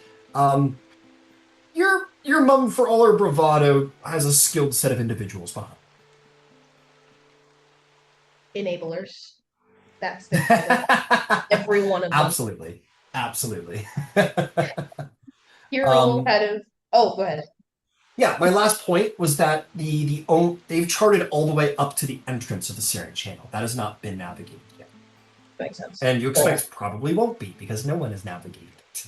You just kind of go. you just kind of do your best when you get there. I feel it's very much like teleportation in the fact that I feel like you get to the start of it and you're like, all right, hope we come out the other side in one piece. A little bit. You're getting the nail on the head there a little bit. She'll gesture to, because she's used to her dad's handwriting being all over the maps. Like there's Wit's handwriting on this as well, right? Yeah. You see his hand is definitely there, but Wit's hand is there as well. She'll gesture to one of the passages that Wit marked out specifically, and she'll kind of look back at her. It's good work. He goes, I hope so. I made it. You pick that up from Dad too. You spend enough time around somebody, you're gonna pick up a thing or two. What about you? You've been spending too much time around anybody? Ooh. Not the good kind. No. Well, vampires. Vampires mostly. Wow. I didn't see that one coming. I wish I hadn't either, but they have become a very quickly recurring theme. Thus, the land is real finicky. Bit. Got it. Nobody a little more friendly than all that? No. There have been a lot of near misses in recent history that have left not a lot of time for much else. Sorry to hear that. I mean, what's the point of adventuring if you're not fully adventuring? As one of my companions is ready to point out, things can change. Things can change. And that's a good thing, because you guys are all here now. Whoa. You're here now. I don't know the other ones very well. You like a couple of them. Which ones? There's the angry hobgoblin who looks like he hasn't slept in a week? Or the very tall dragonborn who looks like she's trying not to get in anyone's way? Actually, you and Drystrand would probably get along real well. No, you and Drystrand would probably do real well, and then Yvain, the tiny bright pink elf, you'd love her. Why is she so pink? I haven't asked her that question yet. At this point, it is as Yvain as anything else. Okay. I don't know. She's got a lot of starry stuff going on. Think Sephining, just more unsettling.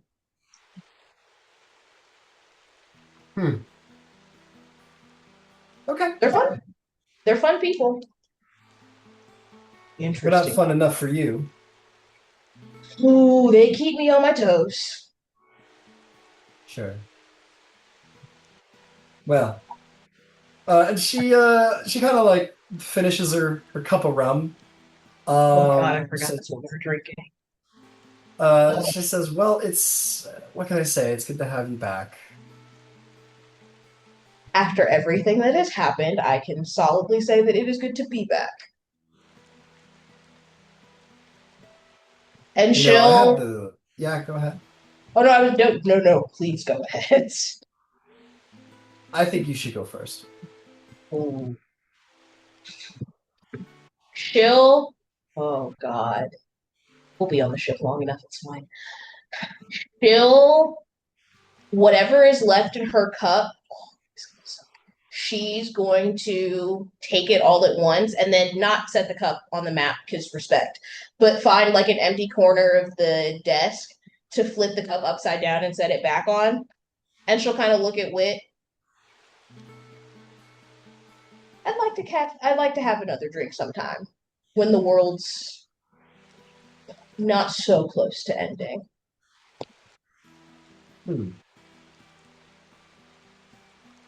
World's close to ending. From what I've heard, it usually is pretty close. This time, it's apparently my problem. Yeah, spending too much time listening to the heralds and the news and all these things. They've Probably. been saying the world's going to end for 100 years, for 1,000 years. Still, hate to be the day they're right. Well, if the world could end tomorrow, we might as well enjoy ourselves today. You know, I had the biggest crush on you growing up. Oh, she's had rum. She's had rum. Because it's different. You know what? She'll look at her. I might have known. Actually, I definitely knew. She kind of kicks you under the table. She goes, "You bitch." What was I supposed to do? I wasn't exactly a stellar person before She kisses you. any of this. And then when she's done, she pulls back and says something like that.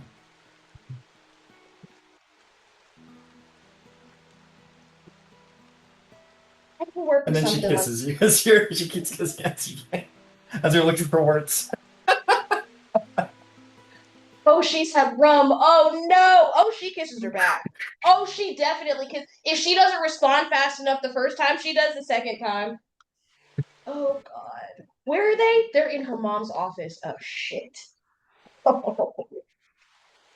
This is coming up at dinner.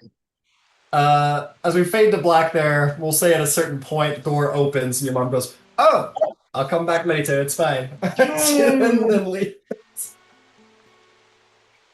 And now I'm remembering why. and she will look at her and now I'm remembering the other shoe. Uh-huh. Just hang your hat on the door next time, you know the rules. Thanks, Mom. And with that, Qiro will have a little side piece for the rest of the voyage. So that's gonna go. Side piece. You know what? It's vacation. Yeah, It's like spring break. It's like spring break. He's your cruise companion. Yeah, your cruise companion. I like that. See?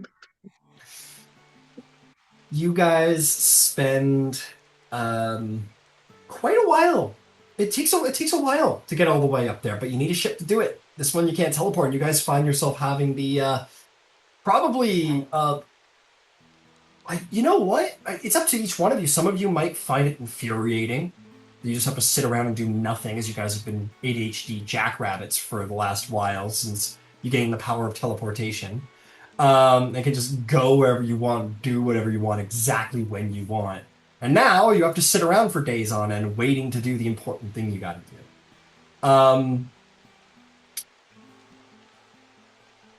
Some of you might find it nice, harkening back to a time where things were simpler and the world wasn't ending and there were horse rides out. You were in Stillben. Maybe it brings back memories of a flying snake hitting Yvain in the side of the head and her falling off her horse and everyone getting a good laugh out of that. And just being on the road, traveling on the road, no teleportation. You just have to take some time to sit down with your companions around the fire, tell some stories, have a laugh, and get there when you get there. And that's kind of what happens now. You find yourself on a ship full of pirates who spend their nights drinking and telling tales of the sea and the mighty sailors and ships and the Searing Channel to come, but have full confidence in their captain. Many days will pass. Many days will pass. Some of you might probably notice Qiro shooting looks over the deck to a certain blue tiefling, maybe disappearing for periods of time. It's a small ship. Word probably travels pretty quickly that Qiro and Wit have found themselves in a situation together. Is there anything any of you would like to do before we get to the Searing Channel? Yes, Yeah, so one night when it's dream time, she'll actually go up to the top of the mast where she's going to be able to be closest to the Moonweaver, and she'll pull someone with her. Sure. Zarvalg, if he's available. I mean, well, Zarvalg and Dreisern are both in contemplation. She would pull one of them if they were available, or get someone else if they Well, weren't. this is over the course of days, so you can Oh, just okay, pick a yeah. time that works for you. It's just, yeah, I'll grab Zarvalg and we'll go up there and just gonna say, listen, I'm gonna try to find Shirku. And she's doing it at night when the moon's out, or if it's very foggy, just at nighttime. And I don't want to be observed. And I don't want to be uncovered, so don't let me die.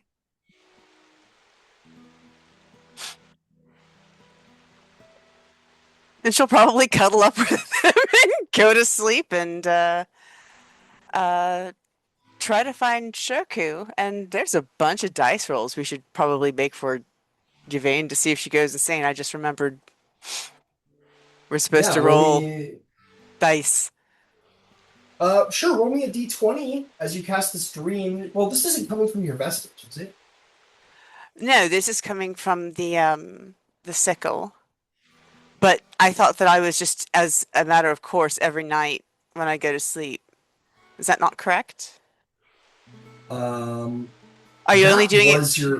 That was your old drawback. The drawback is now the d20 when I use it. Yeah, when no, you that's use fantastic. it, yeah. Okay, no, thank you. No, it's the moonsicle, and Yeah. then yeah, no, we're just gonna. And your drawback will change if and when it exalts. It will change again. But yeah, for now, you cast dream through your sickle. We're looking for Shirku Marine. You are going to find yourself. It's dark. It is pitch black, in fact. And some people are moving through a swamp. There's definitely some trees, there's some foliage, but through a swamp to some degree. And they're armed, these people. Armed and armored well enough. They look a little older.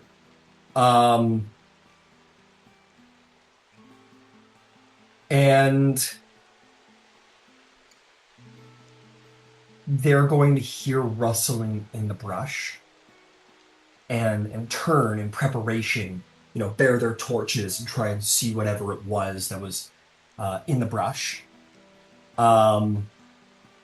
and an alligator's gonna sort of swim out from behind, sort of walk out from behind it towards the water and away from them. And they all kind of sigh and calm. And then there's the sudden fog that rolls into them, seemingly out of nowhere. They cry out for one another, and there's flashes of light. And the sound of pain and death. And then it rolls away. And you're gonna see with longer black hair and a thick beard now, and wearing the tatterings of his old wear, is Shirku Marine, accompanied by maybe 3 other individuals who you might recall are members of their like quartermaster, sort of step out from around him. His officers, his deck officers, some of them. And they quickly go through their persons. And they don't say anything. It's quiet. Shirku's has a look in his eye that's more intense than you've known him. He's usually been like, it's Shirku Marine. But now there's like this like jungle hunter look to him of like looking around in the dark for any slight sign of movement. As the officers sort of go through the wares and pockets, unstrapping them of any armor or weapons they have and gathering them up before making their way back into the swamp. Shirku kind of makes some like bird-like sounds in whistle, sort of. Well, I can't do it, but he makes the sound of like a bird whistle, and makes his way deeper into the swamp, away from where the warriors were, and that is what you see from your vision. In dreams, I've been able to shape them and get them to speak to me, so I'm going to try to I'm going to try to get him to see me. Okay. You sort of appear in the swamp. Shirku kind of stops as he's following his officers into the swamp, in the darkness, by the way. He turns around and lights up his scimitar, the same scimitars you've known him to have, with like the stellar light upon it now.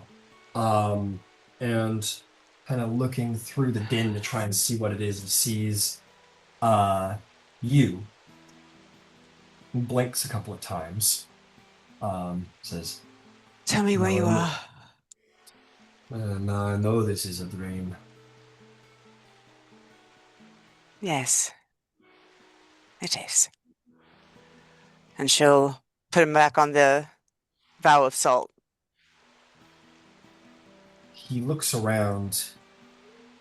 Well, I'm going to say by a dream logic, he kind of just casually is like now on the ship and maybe looking around it a little like, huh. Ain't been like, huh. But still with the ease like he was always here. He says, where are you?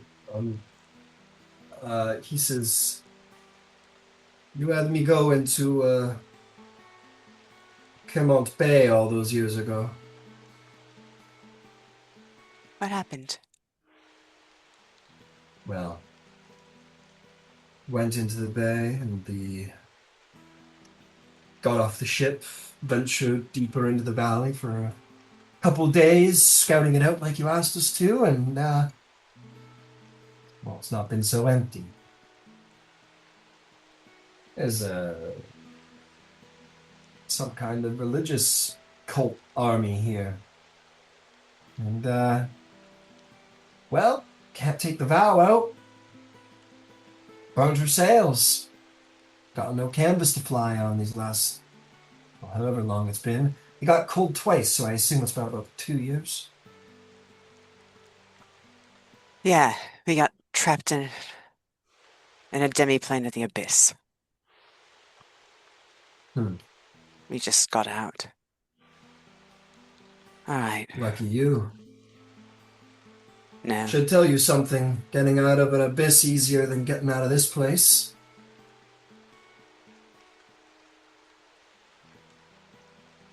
We'll come for you. Yes. Just tell me where you are. Go to Kirmont Bay.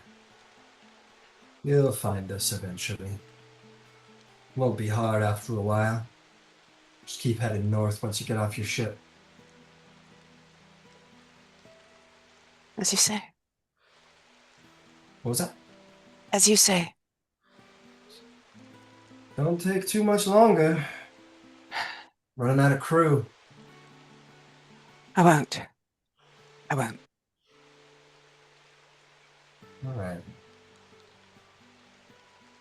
Well, as always, good seeing you, Yvain Starborn. Be safe See in the if this is shadows, just love. a dream or not. Yeah. Dream fades. And you find yourself back on the ship, the Circle.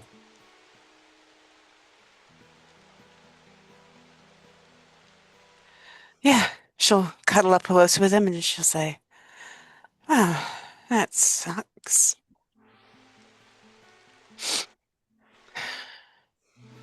Anything you want to share? Yeah, they're stuck in Kirmont Bay. I imagine they're surrounded by cultists who've kept the waters or kept their sails burnt. They can't get out. Did I tell you that my mother's the new Catecheist? I think I did. I meant You to. did, yeah. Yeah. Is that related to this? No. Oh. But I think about it more or less 5 times a minute, so.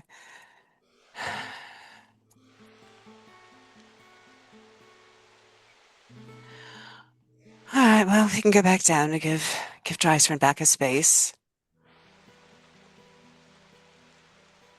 All right. Yeah. Yeah, the pirate guy whose job is to stand on the crow's nest and keep an eye out for danger has been like standing there the whole time, like peeling an orange. Just like, no, by all means, I'm fine. He's like, why is The everybody keep dragon likes coming to up come- here? I don't know why everyone keeps gets literally the worst place on the ship. Are you kidding me? It's the best place in the ship. Yeah, we sway like 10 feet from one side to the other every 2 seconds. I don't. It's kind of fun, don't you think? No, not really. If lightning strikes, this is where it strikes. Oh, that's why Drycerin likes to be up here. Yeah. Okay, it makes sense. Well, Solvog, if you want to stay, I'll just keep on down. The adventures are crazy. It's almost like you're not even actually here experiencing it. Yvain will scamper down to the others. It is on the 11th day. On the evening of the 12th do you get to the Syrian Channel. But it's on the evening of the 11th that Ember, you are finally visited by the man you asked for.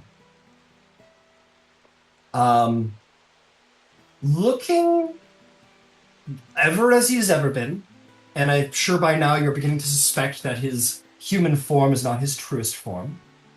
And thus he can look however he likes. But nonetheless, his manner is one of someone either a little too tired or a little too obsessed with what they've been up to. But sort of comes in with that sort of wiriness a little bit, a little more than you've seen him before like that. He comes in, he says, Ember Van Zyl, it is sight for sore eyes. He sort of comes into your usual place of rest. And kind of quickly plops himself onto a chair, again belaying some exhaustion. He goes, my, did I lose track of time. My, did I lose track of time. Busy things. You wanted to speak with me far too long ago, man. I apologize on my tardiness. It's all right. I've found other items to keep me occupied in the interim. Fair enough, fair enough. I could really use your help these days. I've gotten terribly close in case of change right now.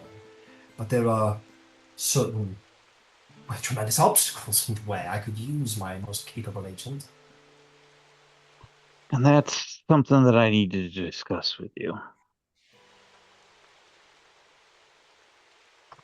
I She see. presented me a vision, a bifurcated path. On one hand of that path, there was the item that you're currently invested in seeking. On the other is something else that is going to put the people of Western and potentially Kraghammer in jeopardy if it isn't dealt with. But they are mutually exclusive outcomes. See. And that is a cause for concern, as you might well imagine. But I come to this meeting with an additional piece of information which you do not currently have that may ameliorate the choice to one degree or another.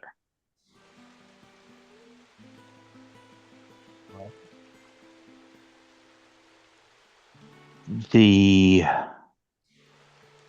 ruler of Whitestone has had something stolen from him.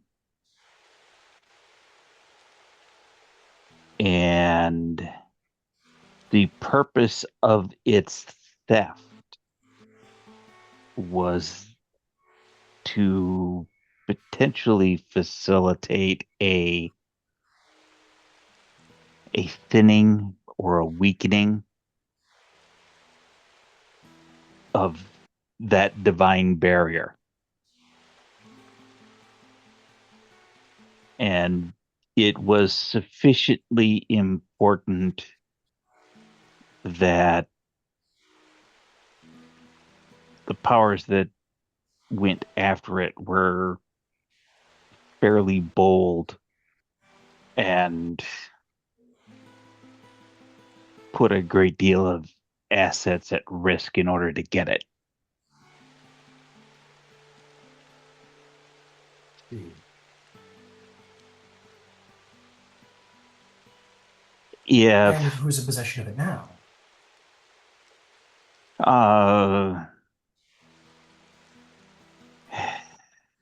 The oh god, the Prophet below? Witness. What do you witness? yeah, Below, the witness below? witness below. Um, she's a devotee of one of the betrayer gods. See. But it I also see. occurs to me that if something can be built once, it can be built again. It's true. It's true. But require a keen mind. I've not been here. Well, all has heard of the genius of Percival the Rogue. You are quite right. This might ameliorate things.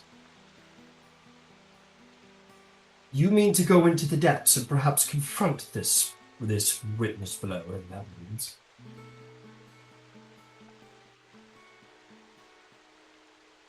The place that I plan to go is indeed into the depths below. There is a clan of duergar who have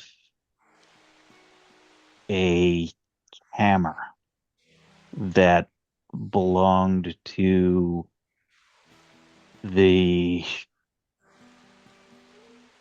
fire giants dwelling below. Um,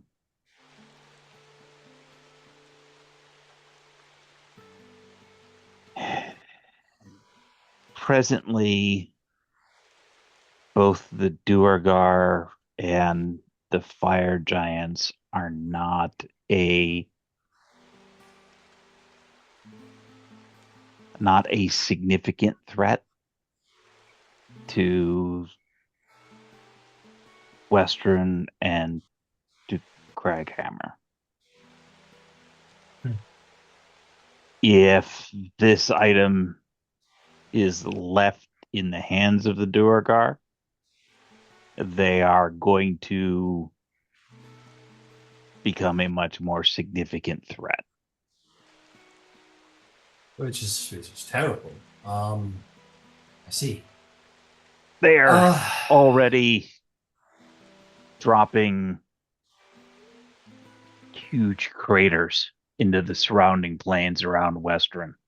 And when I say huge, I mean entire villages falling into the earth. And by falling into the earth, I mean hundreds of feet into the earth. That is, well, I can see why you're concerned. I understand your plight, and you have brought forth indeed a way of ameliorating things, so I will make you a deal. I have been working quite hard against the change bringer. It is unfortunate that your path takes you elsewhere, but this device that you have brought up, this thinning veil invention of Dorolo, I will tell you what. Our deal may indeed stand if you mean to take that method. So long, of course, as I might get my hands on such a device. I definitely want it out of their hands. Then if you put them into my hands, then we have... Our deal remains ever intact, I would say. But I do indeed need this item. It's the only thing I can... You're quite away with the deal, my friend. It is... If we cannot get the kiss, then I will need this. This will be important, essential to my needs. So, you secure the device. This does it have a name? Master Dorolo gave it a name, but to be perfectly honest with you, I don't remember the entire verbiage that he used. It was lengthy and technical. Understood. Then let us simply refer to it perhaps as the Dorolo invention. Perhaps for now. But yes, if you could provide me with this Dorolo invention, and by all means, you have my full support in undertaking this most altruistic turn in your change.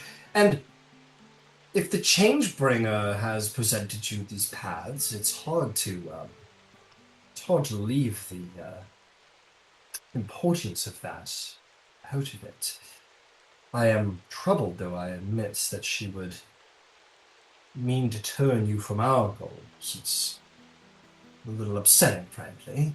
But who can say what the will of the gods and all are for? So, we must go with what we have, and you must follow your follow what you think is best. So, you find me this invention, and all bets are still on, my friend.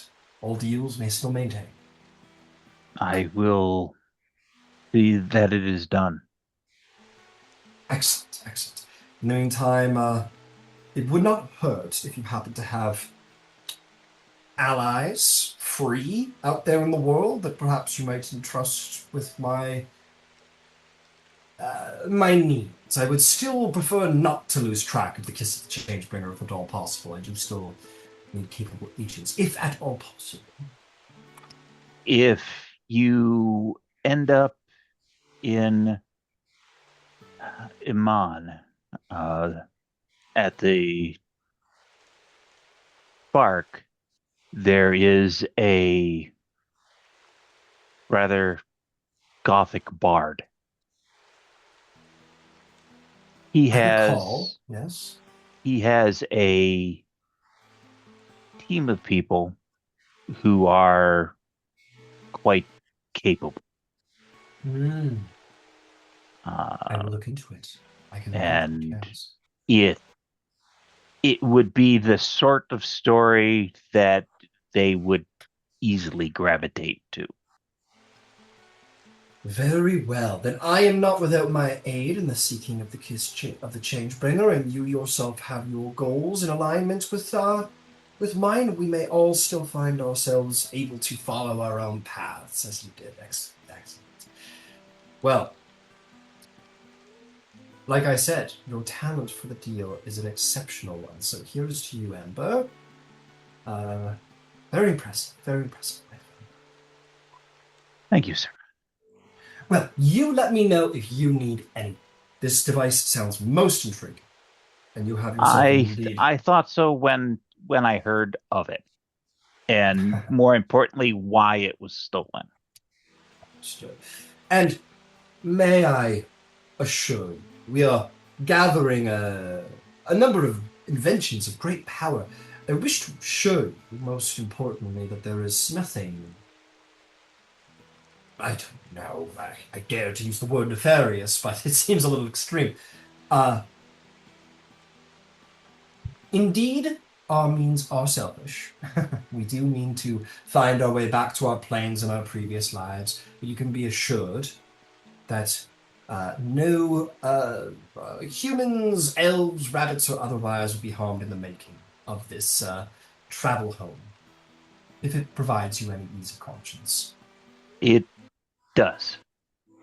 Excellent. There is enough